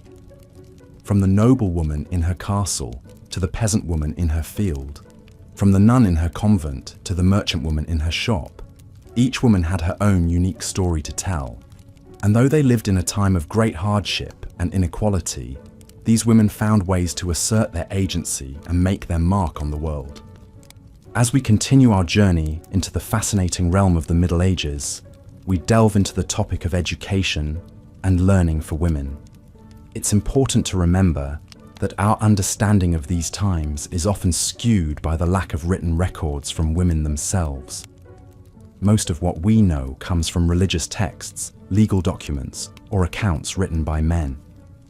Despite these limitations, historians have gleaned a remarkable understanding of women's education during the medieval period. Contrary to common belief, women were not entirely excluded from learning, but their access to education was heavily influenced by their social status and the attitudes of the time. In the early Middle Ages, the church was the primary provider of education. Monastic schools, run by monks and nuns, were the primary centers of learning. Girls from noble families were often sent to these institutions to receive a basic education. These girls learned to read and write in Latin and were taught the Psalms and other religious texts. However, their education was not solely focused on the spiritual. They were also taught practical skills such as weaving and embroidery, which were deemed suitable for women. As we move into the High Middle Ages, the rise of universities dramatically changed the landscape of education. While these institutions were overwhelmingly male-dominated, women were not entirely barred from these seats of learning. In fact, there are records of a few women who were able to defy societal norms and receive a higher education. These were exceptional cases and often required extraordinary circumstances, such as the support of a powerful male relative or the willingness to live a life of celibacy. For the majority of women, however, education was a more domestic affair. Girls were taught by their mothers and other female relatives, learning the skills needed to run a household. They learned to spin and weave, to preserve food and brew ale, to manage servants and oversee the family's finances. These skills were not deemed less important than the academic knowledge taught in schools. In fact, in many ways, they were considered more valuable, as they directly contributed to the survival and prosperity of the family. Education for women was not just about learning practical skills, but also about understanding societal norms and expectations. Women were taught their place in society and the behaviors expected of them. In particular, they were taught the virtues of chastity, obedience, and silence. These lessons were reinforced through religious teachings, which emphasized the importance of these virtues for women. However, despite these restrictions, women found ways to express themselves and contribute to society. They found creative outlets in the arts and crafts, in the writing of letters, and the creation of household goods. Some women became influential figures in their communities, using their knowledge and skills to shape societal norms and values. In cities, women had more opportunities for learning and self-expression. They could join guilds, which provided a sense of community and offered opportunities for learning and advancement. Some women even became successful business owners, managing their own shops and trading goods. These women were often widows who had inherited their husband's business, but there were also cases of unmarried women or wives who ran businesses independently of their husbands. As we conclude this section, it's important to remember that while the Middle Ages were a time of restrictions and limitations for women, they were also a time of resilience and adaptability. Women found ways to navigate the constraints of their society, using their knowledge and skills to carve out a place for themselves. They may not have had the same opportunities as men, but they were not passive observers of their own lives. They were active participants, shaping their world and leaving a legacy that continues to inspire us today. As we settle into a comfortable silence, let the soothing rhythm of history lull you into a peaceful sleep. We will continue our journey into the lives of medieval women in the next section, exploring their roles in religion and spirituality. Until then, let the tales of these resilient women inspire dreams of strength and perseverance. Good night. As we delve deeper into the lives of medieval women, we cannot overlook the significant role they played in the religious sphere. The church was a fundamental institution during the Middle Ages, and for women, it offered some of the few opportunities for literacy, influence, and a degree of independence. In this context, it's essential to highlight the lives of nuns. The convent was one of the few places where a woman could receive an education. Here, they not only learned to read and write, but could also study theology, music, and the sciences. Nuns became scribes, illuminating manuscripts with delicate precision and artistry. Some of the most beautiful medieval manuscripts we have today are the work of these devout women. In contrast to the limited opportunities outside, the convent provided a degree of freedom. As nuns, women could hold positions of authority, become abbesses, and manage large estates. They could exercise a degree of power and control that was often denied to their secular counterparts. However, this life was not for everyone. The vows of poverty, chastity, and obedience that nuns took were demanding. The strict discipline and the austere lifestyle could be harsh and unyielding. But for some women, the spiritual rewards outweighed the physical hardships. These women found in the convent a sanctuary from the challenges of the world outside. It is also worth mentioning the Beguines, a lay religious movement that emerged in the 12th century. These were women who lived in semi-monastic communities, dedicating their lives to prayer and charitable works, without taking formal vows. The Beguines were particularly active in the Low Countries and Germany, and their communities, known as beguinages, provided an alternative to marriage or the convent for many women. On the other hand, women also played a crucial role in promoting religion in the domestic sphere. As wives and mothers, they were responsible for the spiritual well-being of their households. They taught their children the rudiments of the faith, ensured their families attended Mass, and observed the necessary religious festivals and fasts. In a more mystical sense, the Middle Ages also saw an upsurge in female mystics and visionaries. Women like Julian of Norwich, Marjorie Kempe, and Hildegard of Bingen have left us with some of the most profound and moving accounts of religious experience from this period. Their writings offer us a deep insight into the spiritual lives of medieval women. Yet, even within the church, women faced limitations. They could not become priests or bishops, and their voices were often marginalized. Women who stepped outside of the traditional boundaries could face harsh consequences. For instance, Marguerite Porete, a Béguine from northern France, was burned at the stake for heresy in 1310. Overall, the church offered both opportunities and constraints for medieval women.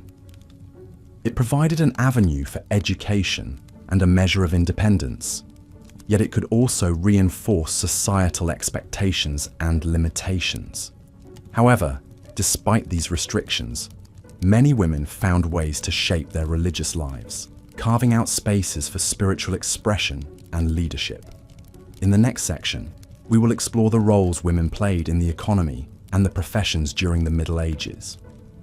We'll delve into the world of alewives, midwives, and merchant women, illuminating another facet of women's lives during this period. As you drift into sleep, let the stories of these remarkable women linger in your thoughts, painting a vivid picture of a world that was both challenging and full of possibilities.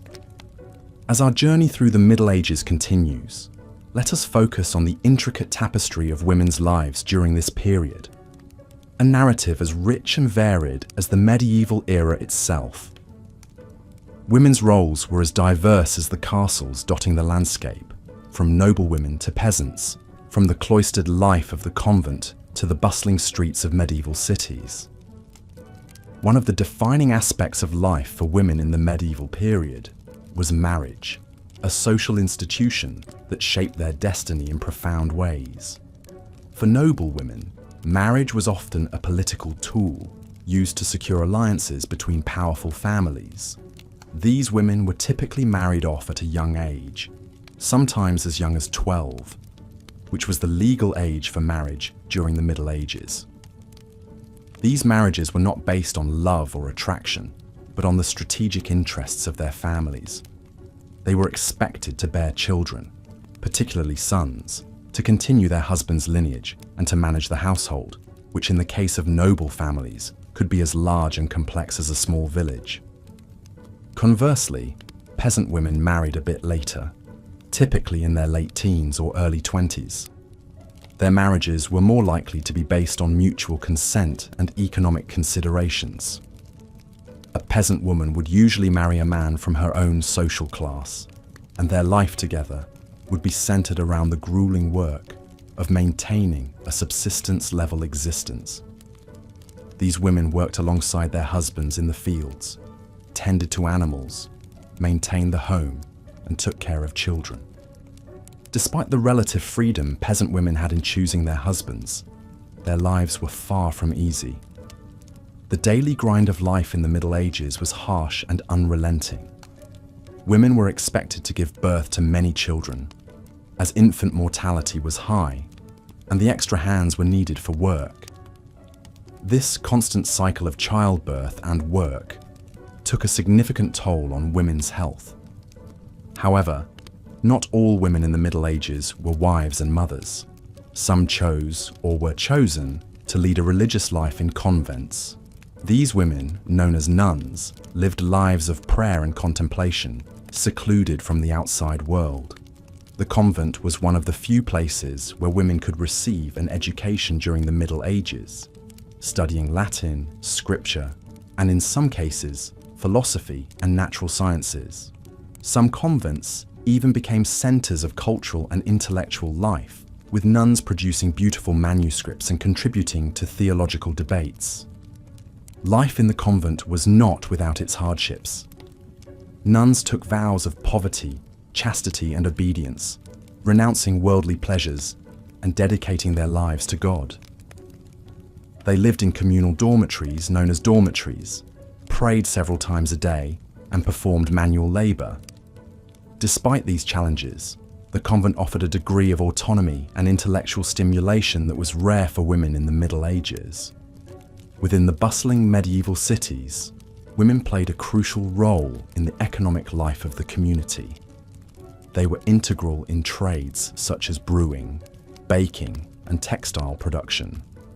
Some women even ran their own businesses, managing staff and negotiating contracts. Despite the many restrictions placed on women during the Middle Ages, these examples hint at the diverse roles women played and the spaces they carved out for themselves. Their lives were shaped by the social, economic, and religious norms of the time, but within these constraints they were able to exert influence and shape their own destinies. As we continue to delve deeper into the intricate tapestry of women's lives in the Middle Ages, we will uncover more about their roles, their challenges, and their triumphs. From noble women to peasants, from nuns to city dwellers, each had a unique story to tell. Each left a mark on the world they inhabited. So let's allow the gentle rhythm of their lives lull us into a deeper understanding of their world. And in doing so, may we find a peaceful slumber. In the Middle Ages, women were largely defined by their roles in society, often associated with their marital status or their religious affiliation.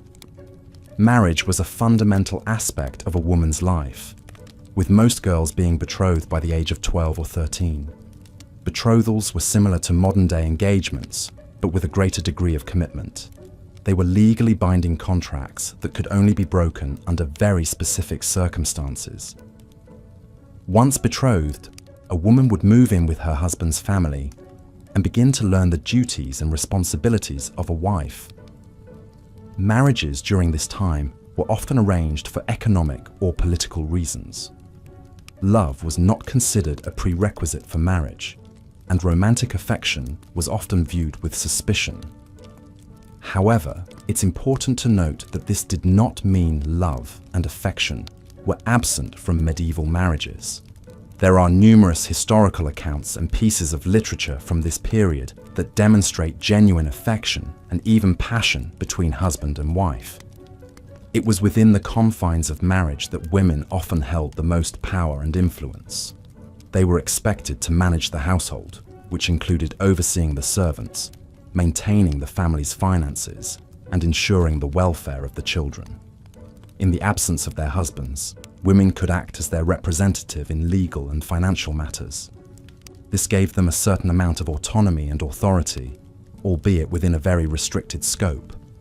However, not all women were destined for marriage. Some chose to enter religious life, becoming nuns or abbesses. Life in a convent offered an alternative to the traditional roles of wife and mother, providing women with an opportunity for education and spiritual development. Despite the strict rules and regulations that governed convent life, many women found a degree of freedom and autonomy within the cloistered walls that was not available to them in the outside world. The Middle Ages also saw the rise of the female mystic. These were women who claimed to have direct personal experiences of the divine. Their visions and revelations were often recorded and disseminated, providing them with a platform to express their spiritual insights. Despite the potential risks, accusations of heresy were not uncommon. Many of these women became influential figures in their communities and beyond. Women during the Middle Ages also worked. They could be found in a variety of occupations, from brewing and baking to weaving and spinning. Some women even ran their own businesses. However, their work was often undervalued and underpaid. Despite this, it provided them with a source of income and, in some cases, a degree of independence. It's also worth noting the role of women in medieval warfare. While they were not typically combatants, women played crucial roles in supporting their armies. They cooked, cleaned, and tended to the wounded. Some even acted as spies or messengers. There are also accounts of women who donned armor and took up arms in defense of their homes and families.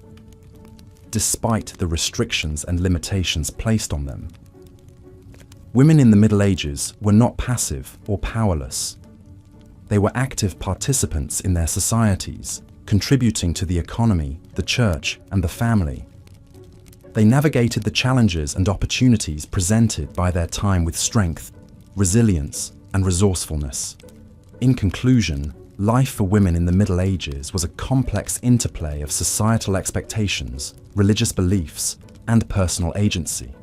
While their roles and opportunities were significantly constrained by the patriarchal norms of the time, they found ways to exercise power and influence within their given spheres.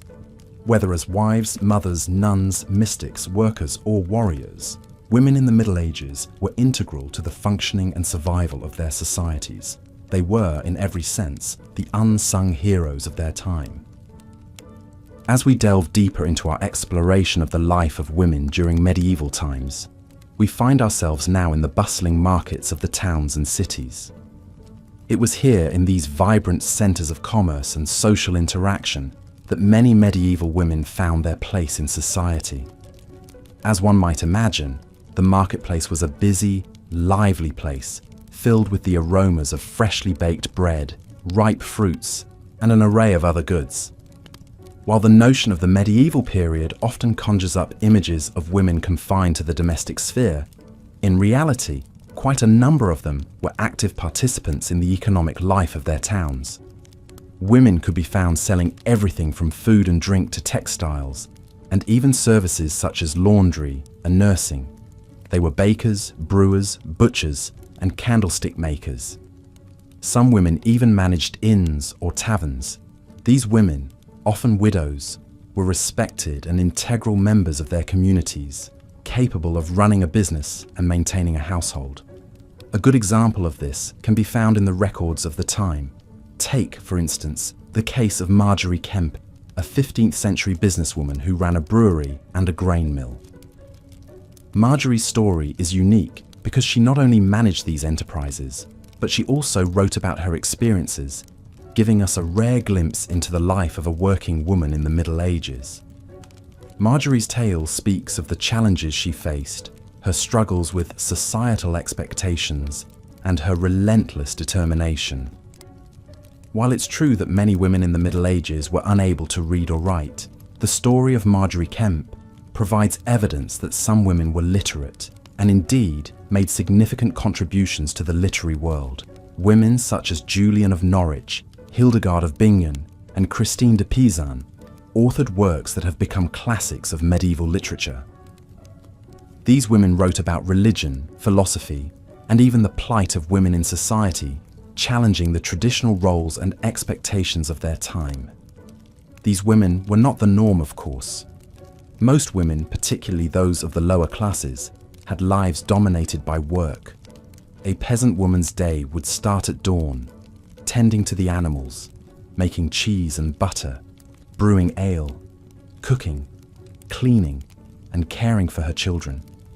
It was a relentless, physically demanding lifestyle, with little time for rest or leisure. Despite the hardships, women found ways to express their creativity and skill. They might not have been creating grand tapestries or elaborate sculptures, but the everyday items they crafted, from the clothes they stitched to the bread they baked, were infused with their artistry. The intricate embroidery on a tunic, the pattern on a ceramic pot, or the design on a loaf of bread, all bore the mark of their makers. In the Middle Ages, women also played a key role in healthcare. They were often the primary caregivers in their families, tending to the sick and the elderly. Many women became skilled in the use of herbs and natural remedies, and their knowledge was passed down from generation to generation. Some women, like Hildegard of Bingen, combined their skills in healing with their religious vocations, becoming renowned for their knowledge of medicinal plants and their ability to heal. Yet despite these contributions, women in the Middle Ages had to contend with a society that was largely patriarchal. Laws and customs often favored men, and women had limited rights and freedoms. A woman's place was largely determined by her marital status, and her options were often limited to marriage, the convent, or, in rare cases, a life of solitary struggle. Despite these challenges, Women in the Middle Ages displayed a remarkable resilience and adaptability. They found ways to express their creativity, contribute to their communities, and carve out a place for themselves in a world that was often hostile to their ambitions. Their stories, while often overlooked in the grand narrative of history, are a testament to their strength and endurance. They remind us that behind the stereotypes and misconceptions, there lies a rich tapestry of lives lived with courage, determination, and grace. As we continue our exploration of the lives of medieval women, it is pertinent to acknowledge the role of religion. The church was the heart and soul of medieval life and wielded an enormous influence over every aspect of existence, including the lives of women. In the Middle Ages, religion permeated not just the spiritual realm, but also the political, social, and cultural spheres. Women in the Middle Ages were expected to be pious and devoted to their faith. They were taught, from an early age, about the virtues of modesty, obedience, and patience, as well as the importance of prayer and devotion. They were also encouraged to be charitable and to care for the less fortunate, as this was viewed as a path to spiritual salvation.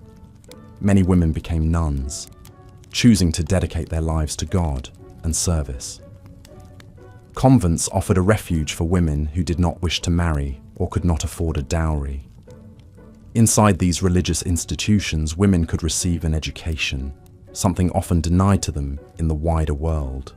They learned to read and write, studied the Bible, and some even became accomplished scholars. The most famous example of such a woman is Hildegard of Bingen, a German nun of the 12th century, who was an influential writer, composer, philosopher, and visionary. However, the church also set many of the societal norms and expectations for women. It promoted the idea of women as the weaker sex, both physically and morally, and therefore in need of male guidance and protection. Women were often portrayed as either saints or sinners, with little room for anything in between. These stereotypes reinforced the subordinate status of women and limited their opportunities. Despite these restrictions, some women found ways to exercise power and influence within the church. They could not become priests or bishops, but they could become abbesses, the female equivalent of an abbot. Abbesses were in charge of convents and had considerable authority over their communities. They could own and manage property, make legal decisions, and some even had the power to excommunicate. However, the role of an abbess was not easy. They were expected to be models of virtue and to enforce the strict rules of the convent. They also had to navigate the complex politics of the church and maintain good relations with male church officials. Yet, despite these challenges, many women thrived in this role and used their position to make a difference in their communities. The church also provided opportunities for women to become involved in local parish life. Women could join religious guilds, groups of laypeople dedicated to a particular saint or cause. They could also participate in religious festivals and processions, which were major events in the medieval calendar. In these ways, women could contribute to the spiritual life of their community and gain a sense of purpose and belonging. Yet, it is also important to remember that not all women in the Middle Ages were devoutly religious. Some women were skeptical of the church and its teachings, while others were accused of heresy or witchcraft. These women faced persecution and, in some cases, even execution.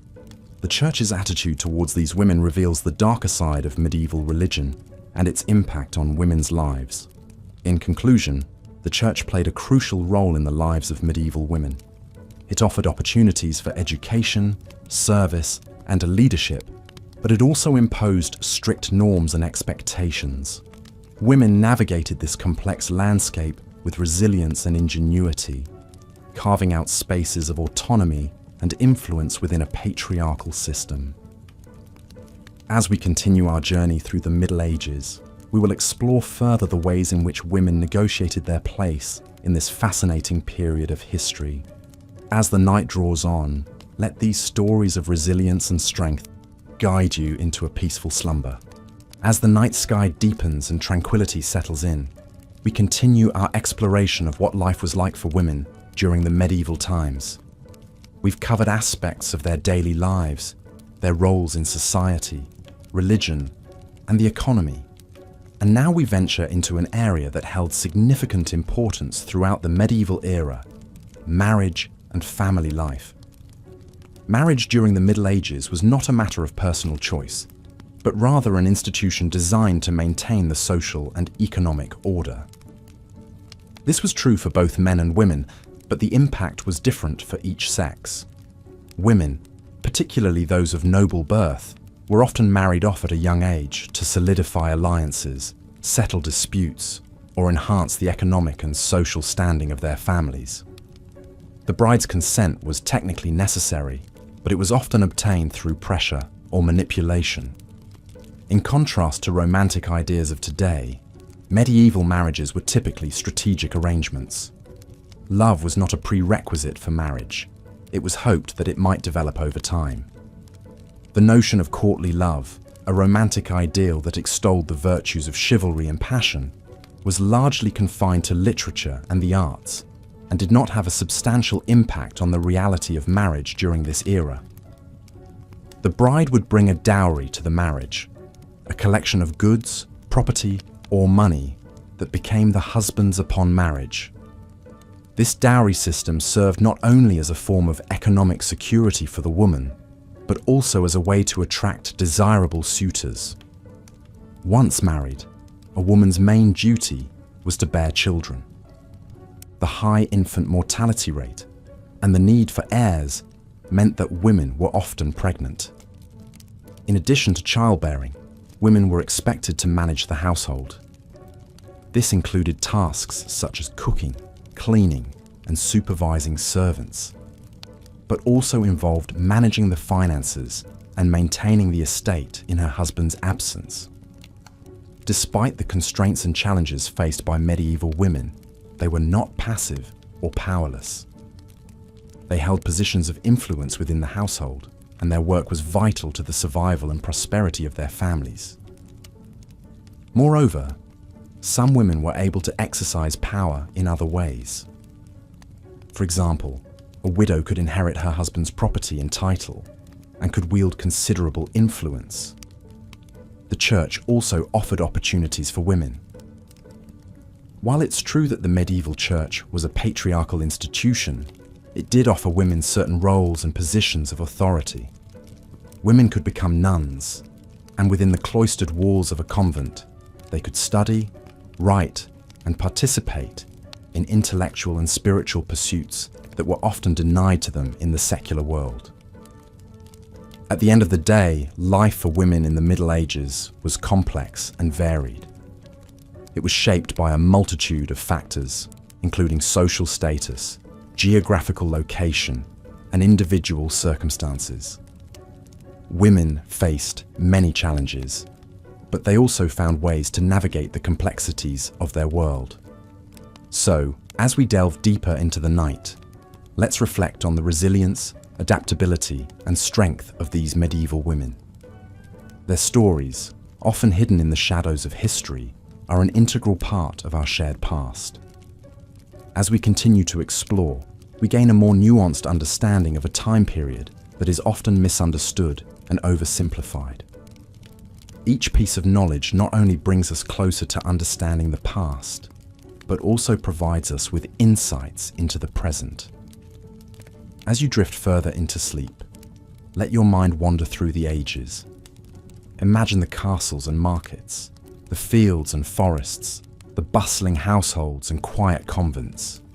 Picture the women who lived, worked, and dreamed within these spaces. Their lives, so different from our own, yet marked by the same hopes, fears, and desires that continue to shape our world today. Let these stories guide you into a peaceful slumber and awaken you with a deeper understanding and appreciation of our shared human history. In our exploration of the lives of women in medieval times, we've traversed various societal roles and expectations. we ventured into the realms of noble women and peasant women and uncovered the hard truths about their daily lives. As we drift deeper into the tapestry of history, we find ourselves now turning to the topic of love, marriage, and family life. Love, in the medieval age, was a multifaceted concept. It was a romantic ideal, a practical necessity, and a societal duty. For women, it was often a complex negotiation between personal feelings, societal expectations, and family obligations. In some cases, marriages were arranged by families to secure political alliances or economic benefits. In others, they were the result of mutual affection and personal choice. Despite the prevalence of arranged marriages in the upper classes, contemporary literature and historical records suggest that love and affection were not uncommon in medieval marriages. Once married, a woman's primary responsibilities were to manage the household and bear children. In noble families, these responsibilities could be extensive and complex, involving the management of large estates, servants, and intricate family politics. For peasant women, these tasks were more immediate and physical, involving hard labor in the fields and the home. Despite these differences, women in both classes were expected to be obedient to their husbands, a societal expectation that was enforced by both law and custom. Childbearing was considered one of the most important roles for a woman in medieval society. Women were expected to produce heirs, particularly in the upper classes, where the continuation of the family line was a matter of political and economic importance. They were also expected to provide for the physical, emotional, and spiritual well-being of their children. This included not only nursing and nurturing, but also educating and disciplining. In the context of family life, women in the medieval age also held a significant spiritual role. They were seen as the moral compass of the family, responsible for instilling Christian values in their children and maintaining the spiritual health of the household. This role was heavily influenced by the Church, which emphasized the importance of women's piety and moral virtue. The Church also played a significant role in shaping societal attitudes towards women and marriage. It promoted the idea of marriage as a sacred union, with the woman as a submissive partner. However, it also offered women some protections, such as the right to consent to marriage and the right to own property in their own name. Nevertheless, women's rights and freedoms were severely limited in comparison to men. They were subject to their husband's authority and had little legal recourse in cases of abuse or maltreatment. This was particularly true for women in the lower classes, who had fewer resources and less social standing to protect them. As we drift off into the comforting embrace of sleep, it is important to remember the bravery and resilience of these women. They navigated a world that was often harsh and unforgiving, carving out their own spaces of love, family, and faith within it. Despite the limitations imposed upon them, they found ways to express their individuality, their desires, and their dreams. And in doing so, they laid the groundwork for the freedoms and opportunities that women enjoy today. As we now transition into the next section, we will delve into the fascinating world of women's work during the medieval times. From the bustling markets to the quiet monasteries, we will uncover the many ways in which women contributed to the economic and cultural life of their societies. But for now, let us rest and rejuvenate, secure in the knowledge that we are continuing our journey through history together. Good night, dear listener, and sweet dreams.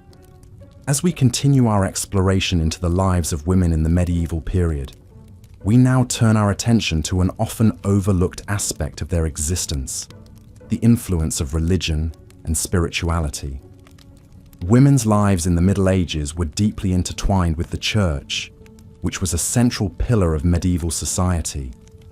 Not only did it provide spiritual guidance, but it also served as a regulator of social norms and moral standards. The Church taught that women, like men, were made in the image of God and were equally capable of achieving salvation. However, women were also seen as weaker, more prone to sin, and in need of protection. This belief stemmed from interpretations of the Bible, particularly the story of Adam and Eve, where Eve was depicted as being created from Adam's rib, suggesting a subordinate status. The tale of Eve yielding to the serpent's temptation and causing the fall of man was also used to justify women's perceived moral weakness. Despite these negative stereotypes, the Church also honored the Virgin Mary as the Mother of God, providing a positive, although unattainable model of womanhood.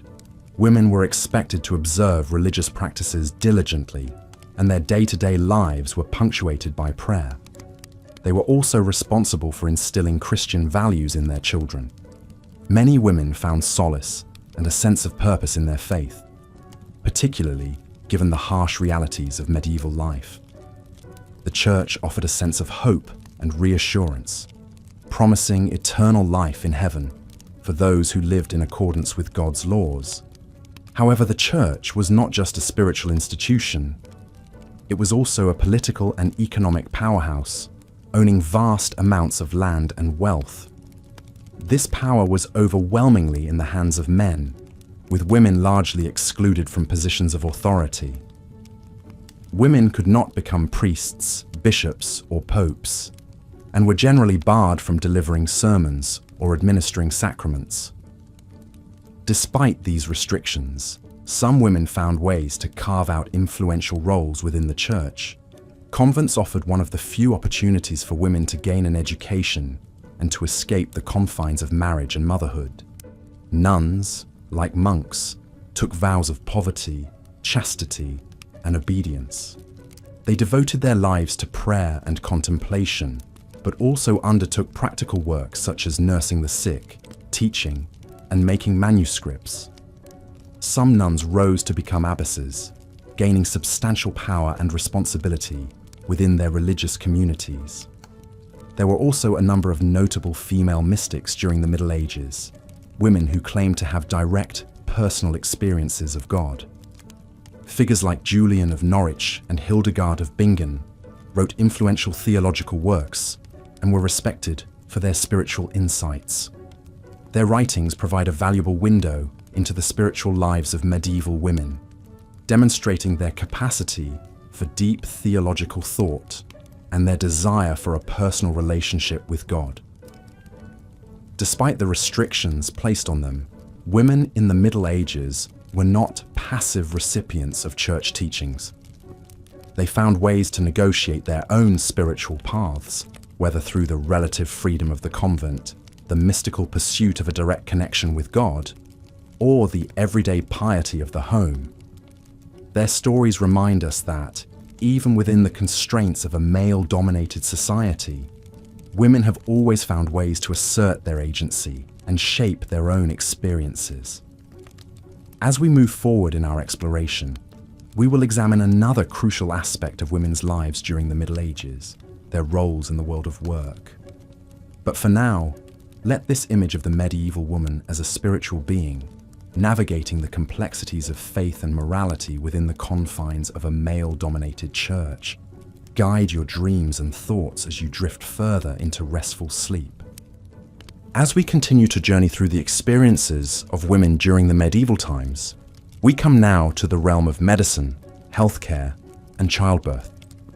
It is important to understand that in this period, the separation between the spiritual and the physical was not as distinct as it is today. Many of the medical practices were bound up in religion and superstition. Women played a significant role in healthcare during the medieval times. They were often the caregivers within their own households, a role that extended to the community at large. This was particularly true in rural areas where professional medical help was scarce. Women would use a combination of herbs, prayer, and practical knowledge to tend the sick.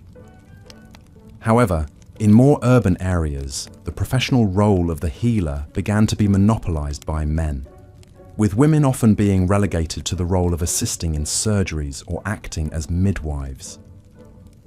Speaking of midwives, childbirth was a particularly risky endeavor during the medieval period.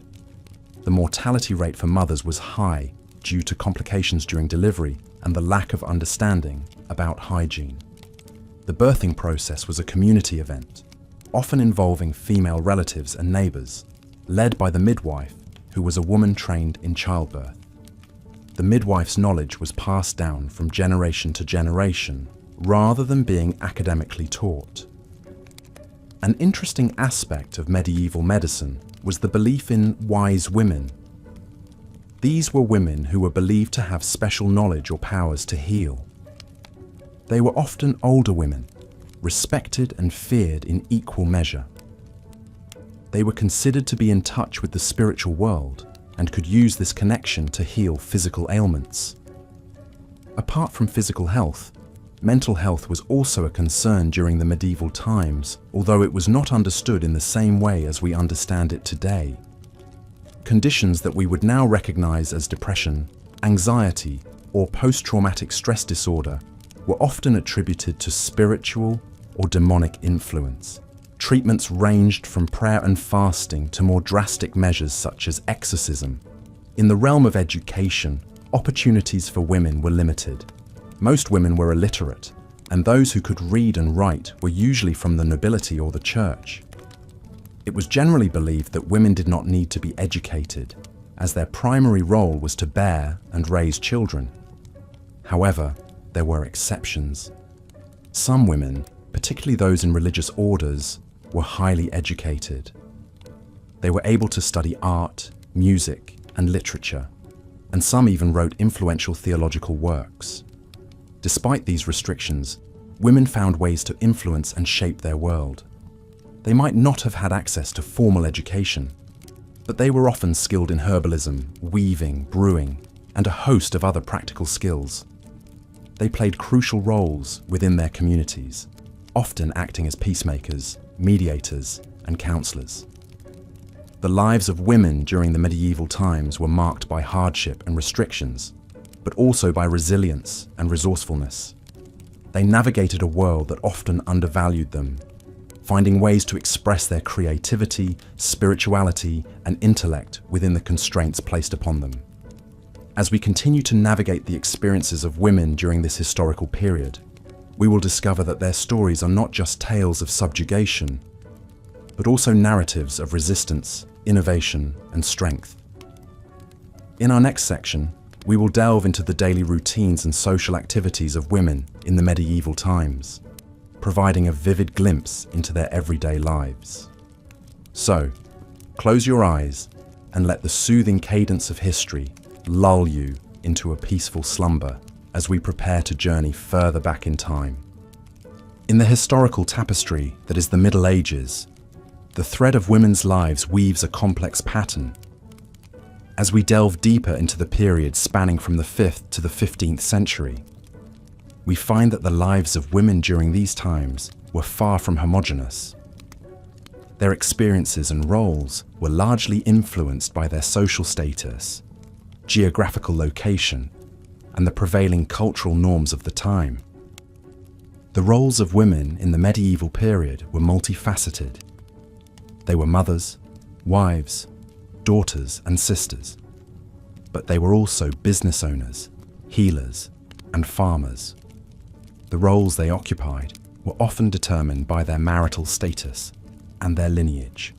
Unmarried women, including widows, had more legal rights than their married counterparts. They could own property, enter into contracts, and even run businesses. Understandably, these were significant roles that contributed to the economic fabric of the society. Married women, on the other hand, were expected to bear and raise children, maintain the household, and support their husbands' occupations. They had fewer legal rights than unmarried women due to the doctrine of coverture, which held that a woman was covered by her husband's identity and therefore had no separate legal existence.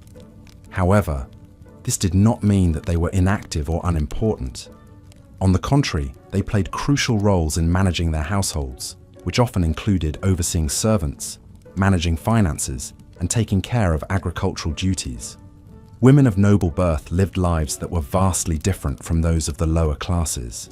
They were usually educated, often in convents, and they were expected to be well versed in social etiquette. These women had more leisure time and were often involved in political machinations. They could act as regents for their underage sons and had a significant influence on court politics. In stark contrast, peasant women had little time for leisure or education. Their lives were consumed by labor-intensive work. They worked alongside their husbands in the fields, tended to animals, brewed beer, cooked, cleaned, and cared for the children. Despite the harshness of their existence, they were integral to the survival of their families and the broader community. Religion played a significant role in the lives of medieval women. The church provided opportunities for women that were not available in secular society. Women could become nuns and, in doing so, could receive an education and escape the traditional roles of wife and mother. Some women even achieved high status within the church, such as Hildegard of Bingen, a renowned abbess, writer, composer, and philosopher. However, the church also imposed strictures on women. It propagated the idea of women as the weaker sex, both physically and morally. Women were viewed as the daughters of Eve, who was blamed for humanity's original sin. This conception of women as inherently sinful contributed to the marginalization and persecution of women, most notably in the witch trials that occurred during the later Middle Ages. The Middle Ages also saw significant developments in medicine, many of which were related to women's health. Midwives played a vital role in this aspect. They were often the primary healthcare providers for women and were involved in all stages of childbirth.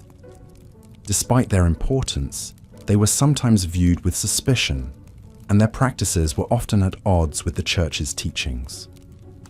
In conclusion, life for women in the Middle Ages was a complex interplay of roles, expectations, and opportunities. Despite the challenges they faced, they found ways to navigate their world and leave their mark on history. They were far more than passive observers of their time.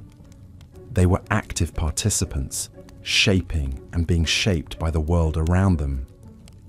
As we delve deeper into history, we find that their stories are not just about women in the Middle Ages, but about the human experience in all its complexity and diversity. In our journey through the annals of history, we have reached the medieval period, a time of knights, castles, and chivalry. Yet beyond these romanticized images lies the reality of everyday life, particularly for women. As we delve into the complexities of medieval womanhood, let our minds wander back to the cobblestone streets, the bustling marketplaces, and the hushed whispers of the cloister. The first thing to understand is that the term medieval encompasses a large span of time and a wide variety of cultures. The medieval period, also known as the Middle Ages, lasted from roughly the 5th to the 15th century and covered all of Europe. Consequently, experiences of women during this era were not monolithic and varied greatly depending on their geographical location, social status, and the specific time period. At the dawn of the Middle Ages, the social structure was predominantly feudal. This hierarchical system placed the king at the top, followed by the nobility, knights, and clergy, with peasants at the bottom. As expected, women's roles and responsibilities were largely dictated by their position within this hierarchy. Noble women, although privileged, often found their lives strictly regulated. They were expected to run the household, bear children, and support their husbands. They were also expected to maintain the family's social standing through their behavior and manners.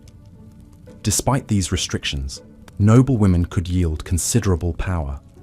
In the absence of their husbands, they could manage estates, oversee serfs, and even defend their homes.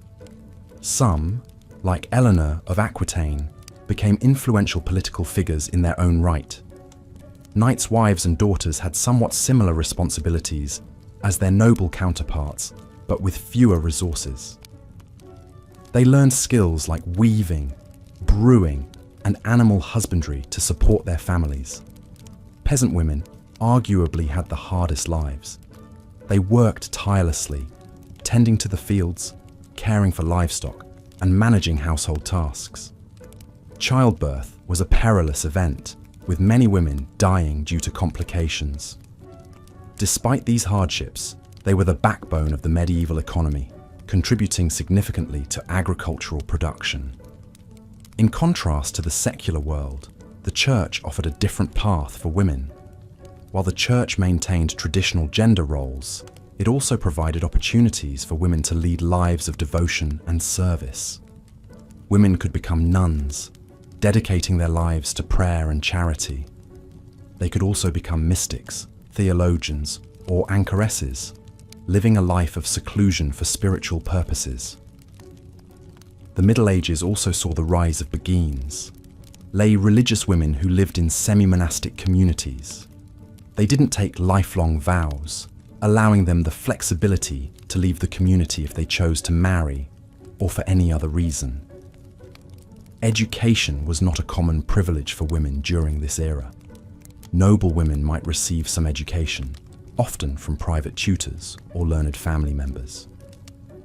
They were typically taught to read and write, and sometimes even learned Latin. Peasant women, on the other hand, were largely illiterate. Yet despite these limitations, some women became renowned for their intellectual pursuits. Hildegard of Bingen, a nun, was a prolific writer, composer, philosopher, and visionary. Julian of Norwich, an anchoress, wrote the earliest surviving book in the English language to be written by a woman, Revelations of Divine Love. The medieval period was a time of contrasts for women. On one hand, they faced numerous restrictions and hardships. On the other hand, they also found ways to exercise power, express their spirituality, and contribute to their societies. As we continue our exploration, allow yourself to drift deeper into the realm of dreams, guided by the stories of these women and their enduring spirit. In the medieval period, a woman's place was primarily in the home, where she would manage the household and raise the children. This role was considered both a duty and a privilege, and women would often take great pride in maintaining a well-ordered home, cooking and preparing meals, and caring for the family. However, these domestic responsibilities did not preclude women from participating in the wider world. Indeed, women in the medieval era were often involved in various aspects of societal life, including commerce, politics, and even warfare. Within the home, women were responsible for a wide range of tasks, many of which required considerable skill. These included baking, brewing, weaving, sewing, and maintaining the family's herb garden. In addition to these tasks, women would also care for the animals, milk the cows, and tend to the poultry. In rural areas, women would often also be responsible for sowing and harvesting the crops.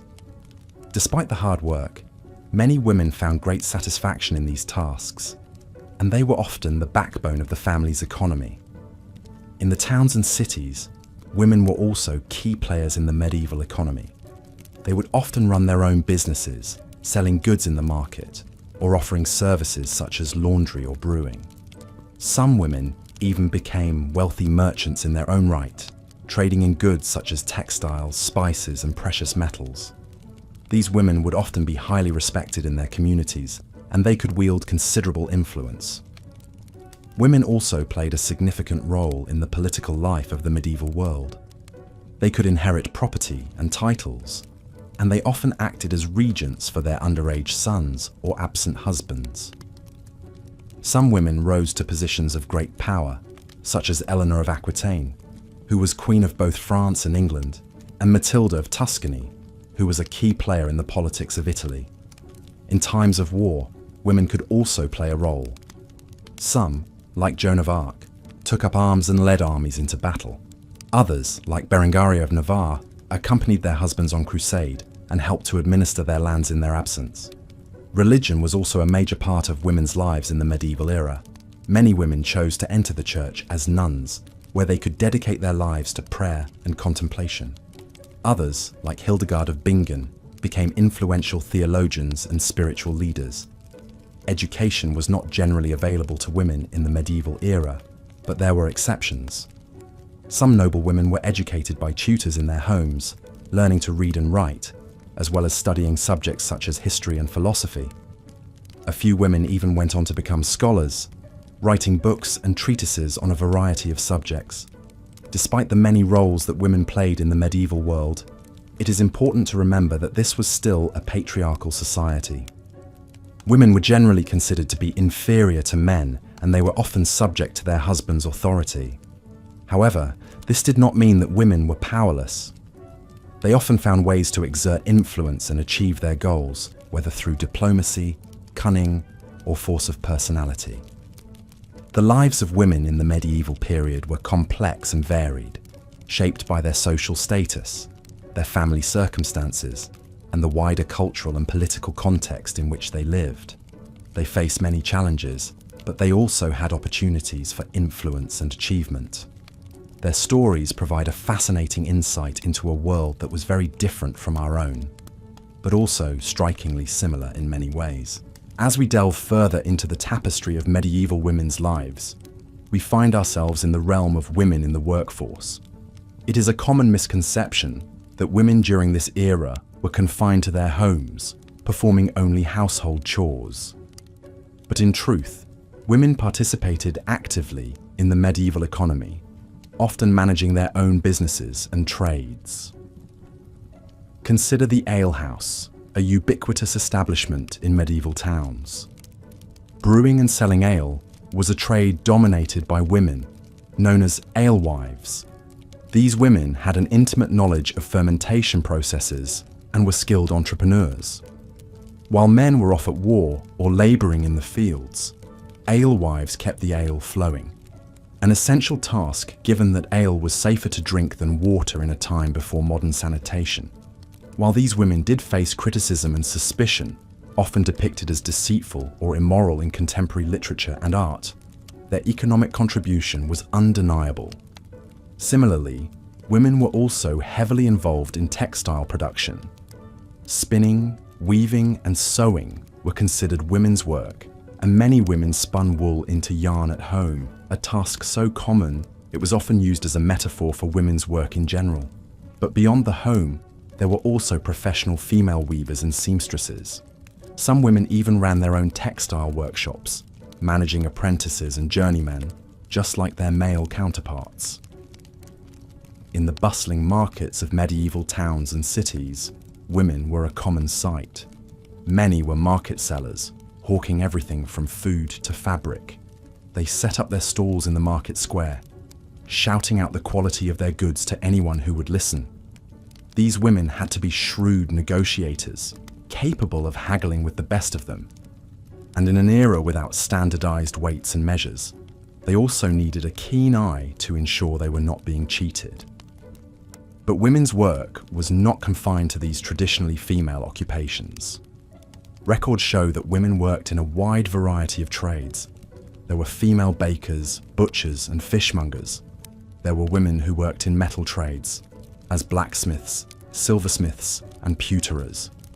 Some women were even employed in construction, hauling water and bricks for the men who built the great cathedrals and castles of the era. Not all women were workers, though. There were also women of wealth and power. Noble women managed vast estates in their husband's absence, making decisions about crops, tenants, and finances. They were responsible for the welfare of the people living on their lands, and their decisions could mean the difference between prosperity and famine.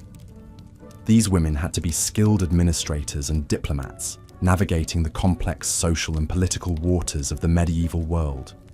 Women also found opportunities in the church. Some became nuns, devoting their lives to prayer and service. Convents could offer a life of relative freedom and intellectual stimulation, where women could study, write, and engage in scholarly debate. Some nuns became influential figures in their own right, like Hildegard of Bingen, a German nun who was a renowned composer, philosopher, and visionary. But life was not always easy for these working women.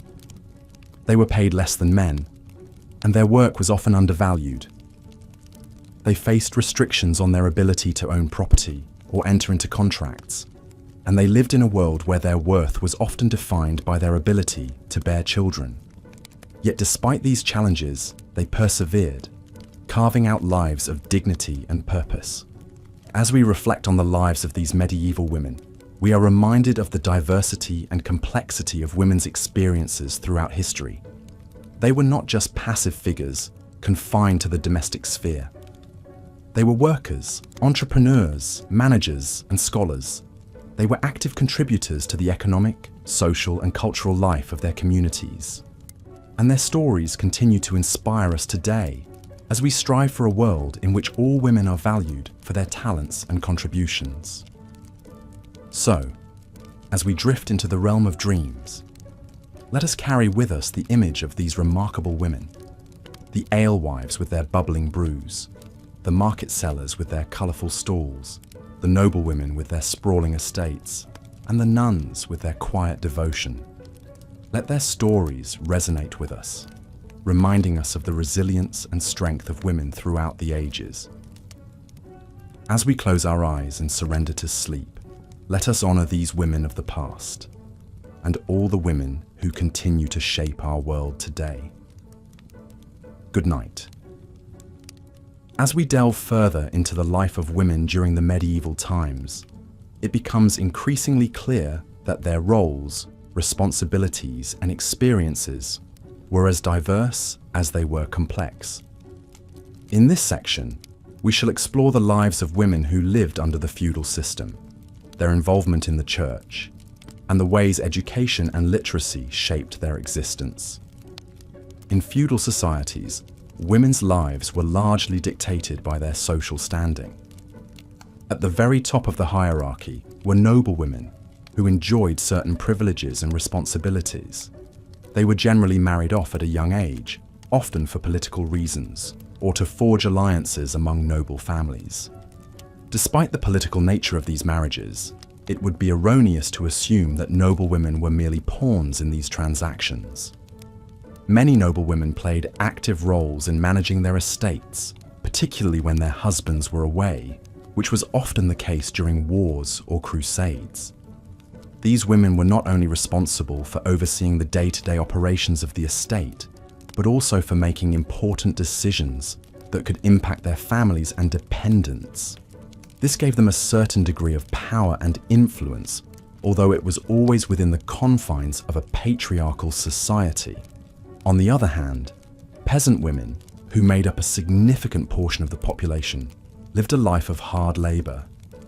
They worked alongside men in the fields, tended to animals, and cared for the household.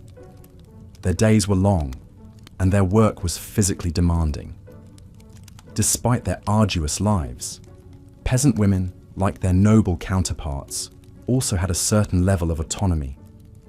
They were integral to the survival of their families and communities, not just as wives, mothers, and daughters, but also as workers and providers. The church, too, played a crucial role in the lives of medieval women. While the church's teachings reinforced societal expectations of women as subservient and morally weaker than men, it also provided opportunities for women to lead spiritual lives.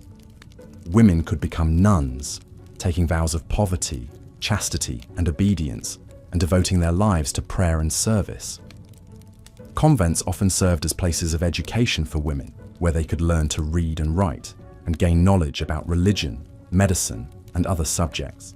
Some women, like Hildegard of Bingen and Julian of Norwich, became influential figures within the church, contributing to theological discourse and leaving behind important works of spiritual literature.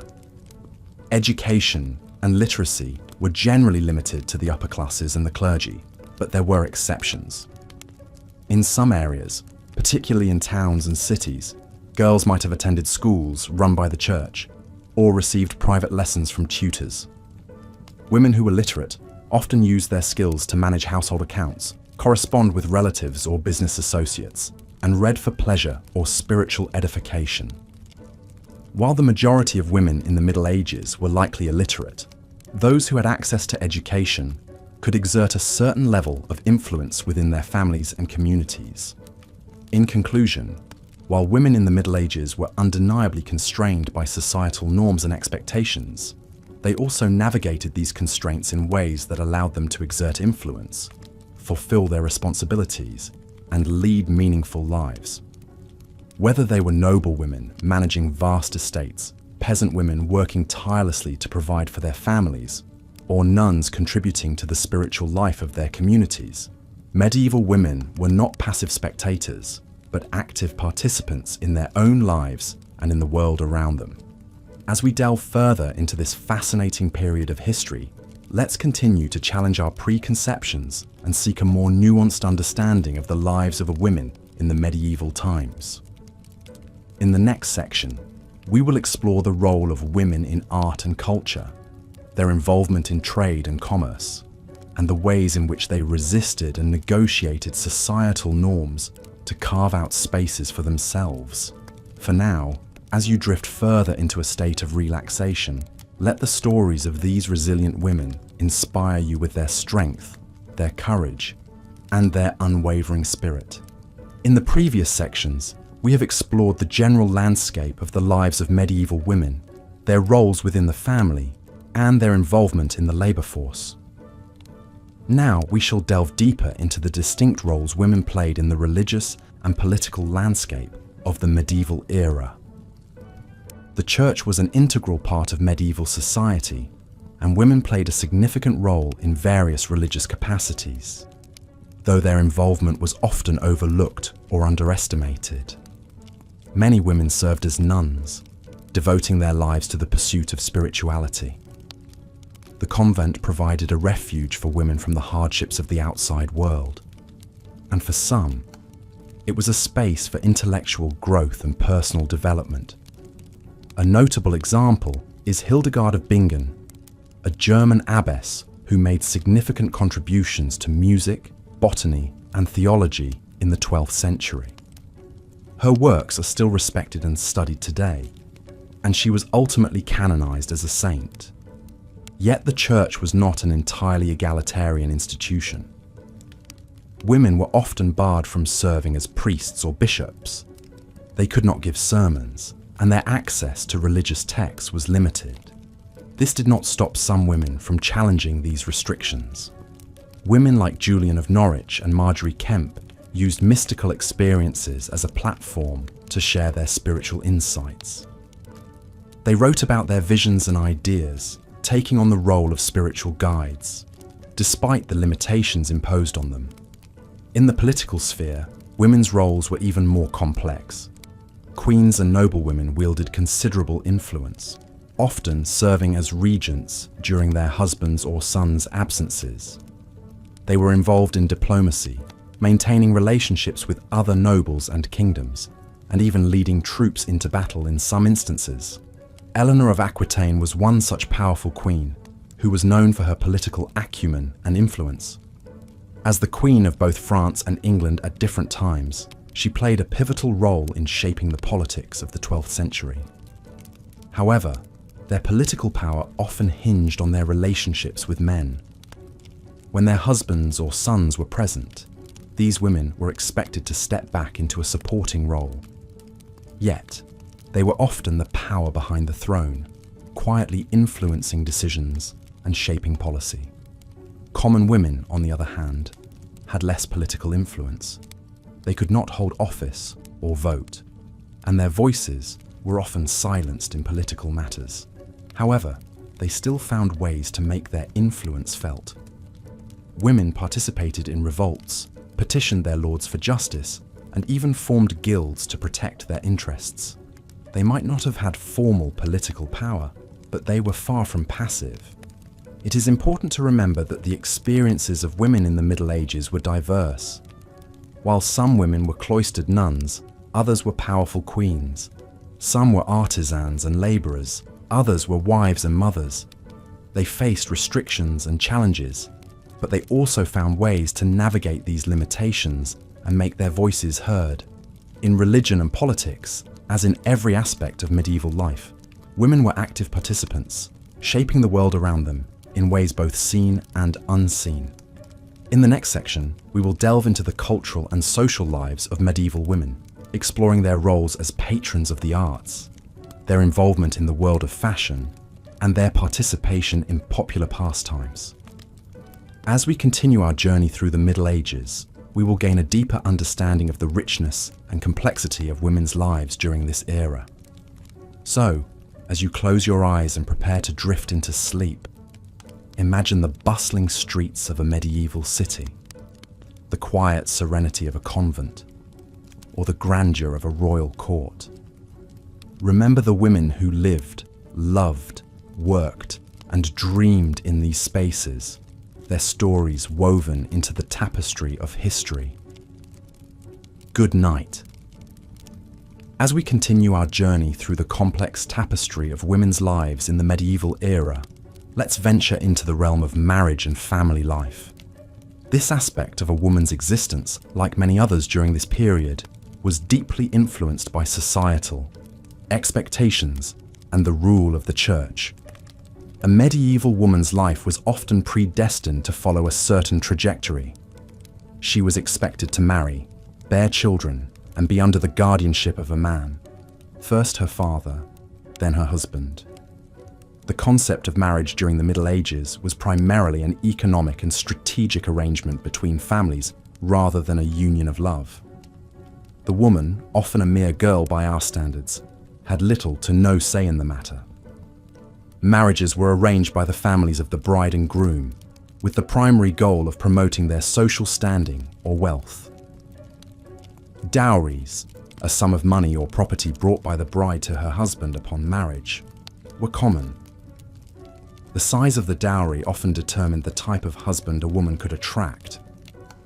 If a woman's family was poor and could not provide a substantial dowry, she might be forced to enter a convent or remain a spinster, a term used for an unmarried woman. In the rare instances where love did bloom within these arranged marriages, it was often seen as an added bonus, not a prerequisite. The idea of romantic love as the foundation of marriage is a relatively modern concept, and it would have been quite foreign to a medieval woman. Once married, a woman's main responsibilities were to bear children and manage the household. It's important to note, however, that managing the household in medieval times was a far cry from our present-day notion of homemaking. It involved overseeing servants, handling finances, and even managing the family's agricultural affairs, making it a considerable and challenging role. Childbearing, on the other hand, was a dangerous business. Without the medical knowledge and technology we have today, many women died in childbirth. It was also not uncommon for children to perish in infancy, making the struggle to secure a lineage and heir a fraught and heart-wrenching one. The church played a significant role in the lives of married women. It promoted the idea of marital fidelity and prohibited divorce. Despite this, it was not uncommon for men, particularly those of higher social standing, to have mistresses. Women, however, were expected to remain faithful under the threat of severe punishment. Despite the church's influence, it was not completely successful in controlling the behavior of all medieval women. Some women defied societal norms and expectations to chart their own paths. They would become influential figures in the realms of religion, literature, and even politics. For example, Eleanor of Aquitaine, the queen consort of both France and England, was a powerful figure in her own right. She participated in the Second Crusade, ruled as regent in her husband's absence, and was the mother of 3 kings. She defied the traditional expectations of medieval women and demonstrated that women could wield significant power. In the realm of literature, women like Julian of Norwich and Margery Kempe made significant contributions. Julian, an anchoress, is known for her work, Revelations of Divine Love, the first book in English known to have been written by a woman. Kempe, on the other hand, is remembered for her autobiographical work, The Book of Margery Kempe, which provides a rare and valuable insight into the spiritual life of a laywoman in the Middle Ages. As we explore the lives of these exceptional women, it's important to remember that they were the exceptions, not the norm. Most women in the Middle Ages lived quiet, domestic lives, bound by societal expectations and the rule of the church. Yet, even within these constraints, they found ways to influence their world, to express their creativity, and to survive in a time that was often harsh and unforgiving. As we draw the curtain on this section, let us reflect on the courage and resilience of these medieval women. Their lives may have been vastly different from ours, but their spirit and tenacity continue to inspire us today. In the next section, we will delve deeper into the religious life of women during these times, exploring how faith influenced their everyday lives and offered them a unique space to wield influence. As our journey through the life of women in the medieval era continues, we find ourselves delving into the sphere of education. A common misconception is that education was only the privilege of men during this time. However, while it's true that opportunities for formal education were largely limited to men, it does not mean that women were entirely uneducated. In fact, women of varying social classes had different ways to learn and acquire knowledge, although their learning was mostly focused on their roles as wives, mothers, and caretakers. In the early Middle Ages, education was primarily an oral tradition, focused on the learning of songs, folk tales, and moral lessons. These would have been passed down from mother to daughter, as well as within the wider community. Women of noble birth were often taught by tutors in the household, focusing on subjects like reading, writing, arithmetic, but also etiquette, music, and even languages. This education was designed to prepare them for their future role in managing a household and being a suitable spouse for a noble husband. For women of lower classes, education was more practical, focused on the skills needed for their future roles. These could include spinning and weaving, cooking, and basic medical care. They learned by observing and assisting their mothers and other women in their community. However, despite the practical nature of their education, we should not underestimate its value.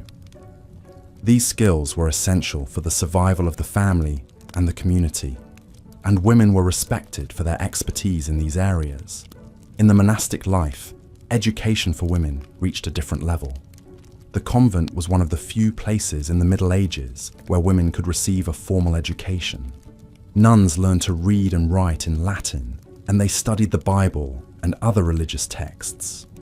Some convents even had libraries where the nuns could read and study a wide range of subjects, from theology to philosophy and science.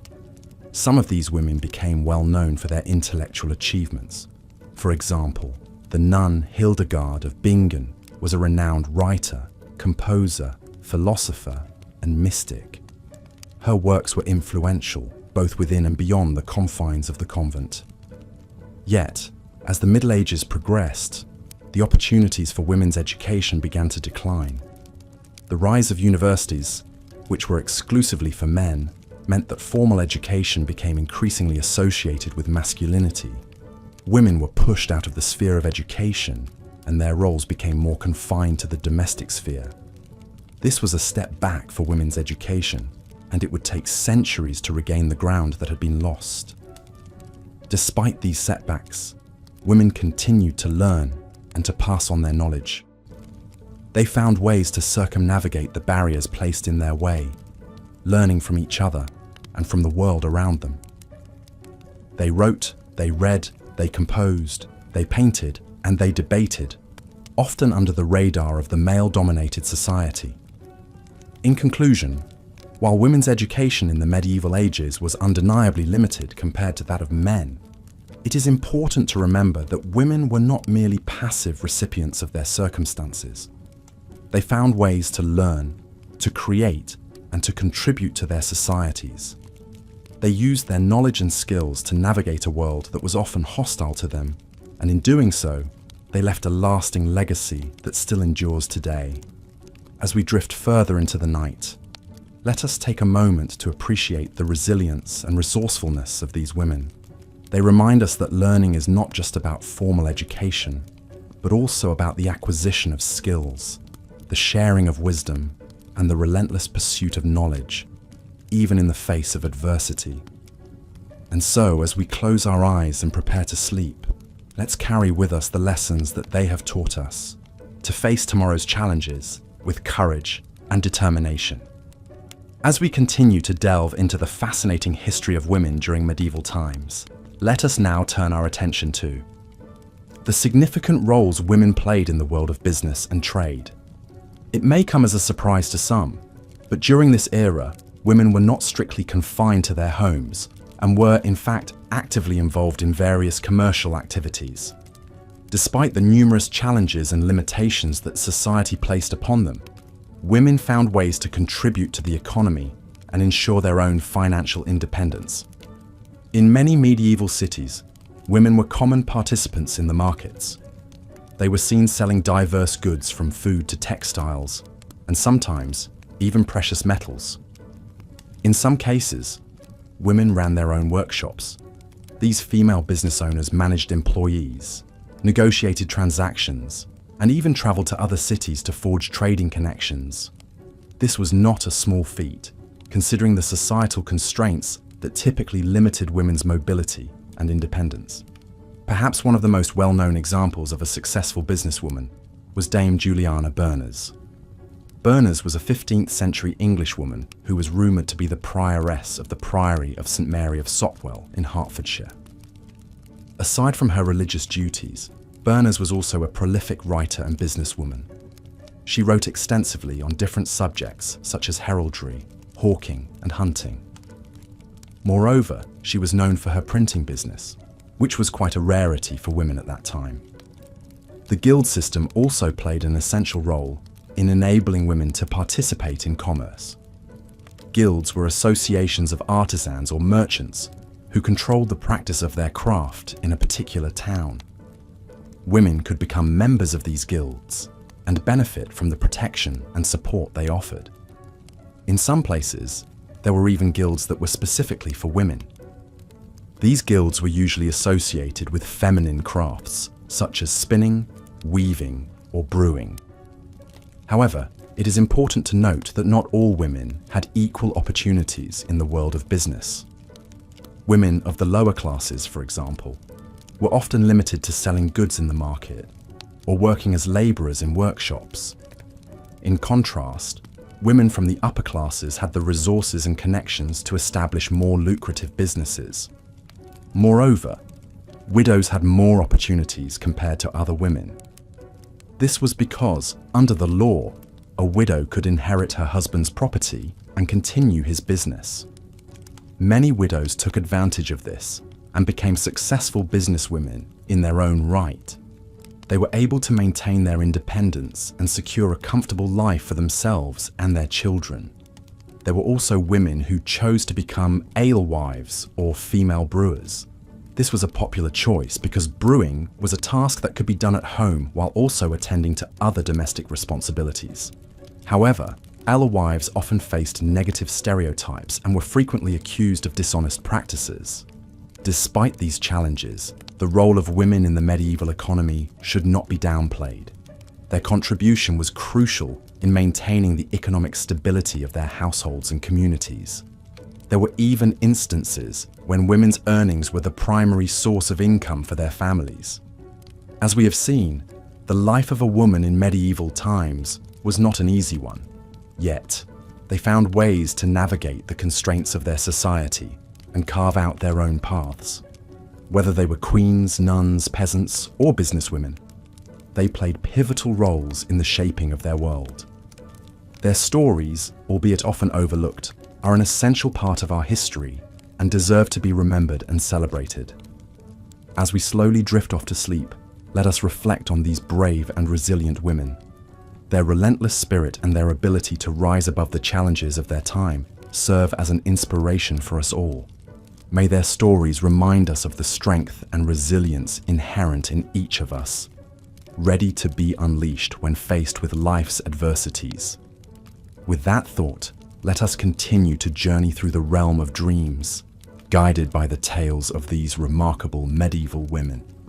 As we delve deeper into the complex tapestry of medieval life for women, it is essential to recognize the role of religion, which was both a source of comfort and a cause of suffering. The Christian Church was the dominant religious institution during the Middle Ages, and it wielded significant influence over all aspects of life, including the lives of women. The Church provided some opportunities for women, such as the chance to serve as nuns or abbesses in convents, but it also imposed severe restrictions. Women who chose to devote their lives to religion were expected to live in accordance with strict rules of chastity, obedience, and poverty. They were also often required to cut off contact with the outside world, including their families.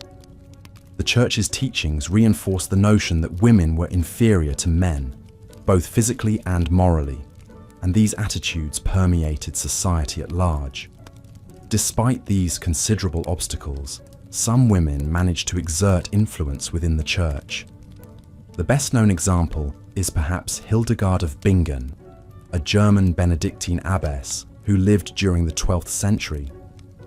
Hildegard was a renowned writer, composer, philosopher, Christian mystic, and visionary who made significant contributions to theology and natural history. She was also a skilled herbalist and healer, and her works on medicine and the natural world were widely respected. Yet, Hildegard was the exception, not the rule. Most women, whether they lived within the cloistered walls of a convent or in the wider world, had little power or influence. They were largely confined to the private sphere, responsible for managing the household and raising children. The drudgery of their daily lives was punctuated by frequent childbirth, which was both physically exhausting and dangerous. Maternal mortality rates were high, and many women lived in fear of dying in childbirth. Despite these hardships, women found ways to express themselves creatively. They spun stories and songs, created beautiful tapestries and embroidery, and even wrote poetry. Some women, like Christine de Pizan, a French author and poet, were able to break through societal constraints to make a name for themselves in the literary world. Christine de Pizan's works challenged the misogynistic attitudes of her time and advocated for women's intellectual capabilities. Her most famous work, The City of Ladies, was a defense of women and is considered one of the earliest feminist writings. In the realms of business and trade, women also played a role, although their participation was limited. Women could work as brewers, bakers, weavers, and midwives, among other trades. Some women even ran businesses, although this was rare. In general, women's work was undervalued and underpaid, and they had few opportunities to amass wealth or gain economic independence. As we conclude our exploration of women's lives in the Middle Ages, it is essential to acknowledge the diversity of women's experiences. The lives of noble women were markedly different from those of peasant women, and the lives of nuns differed still further. Women's experiences were shaped not only by their gender, but also by their social class, geographical location, and personal circumstances. Yet, despite the hardships they faced, women in the Middle Ages demonstrated remarkable resilience and resourcefulness.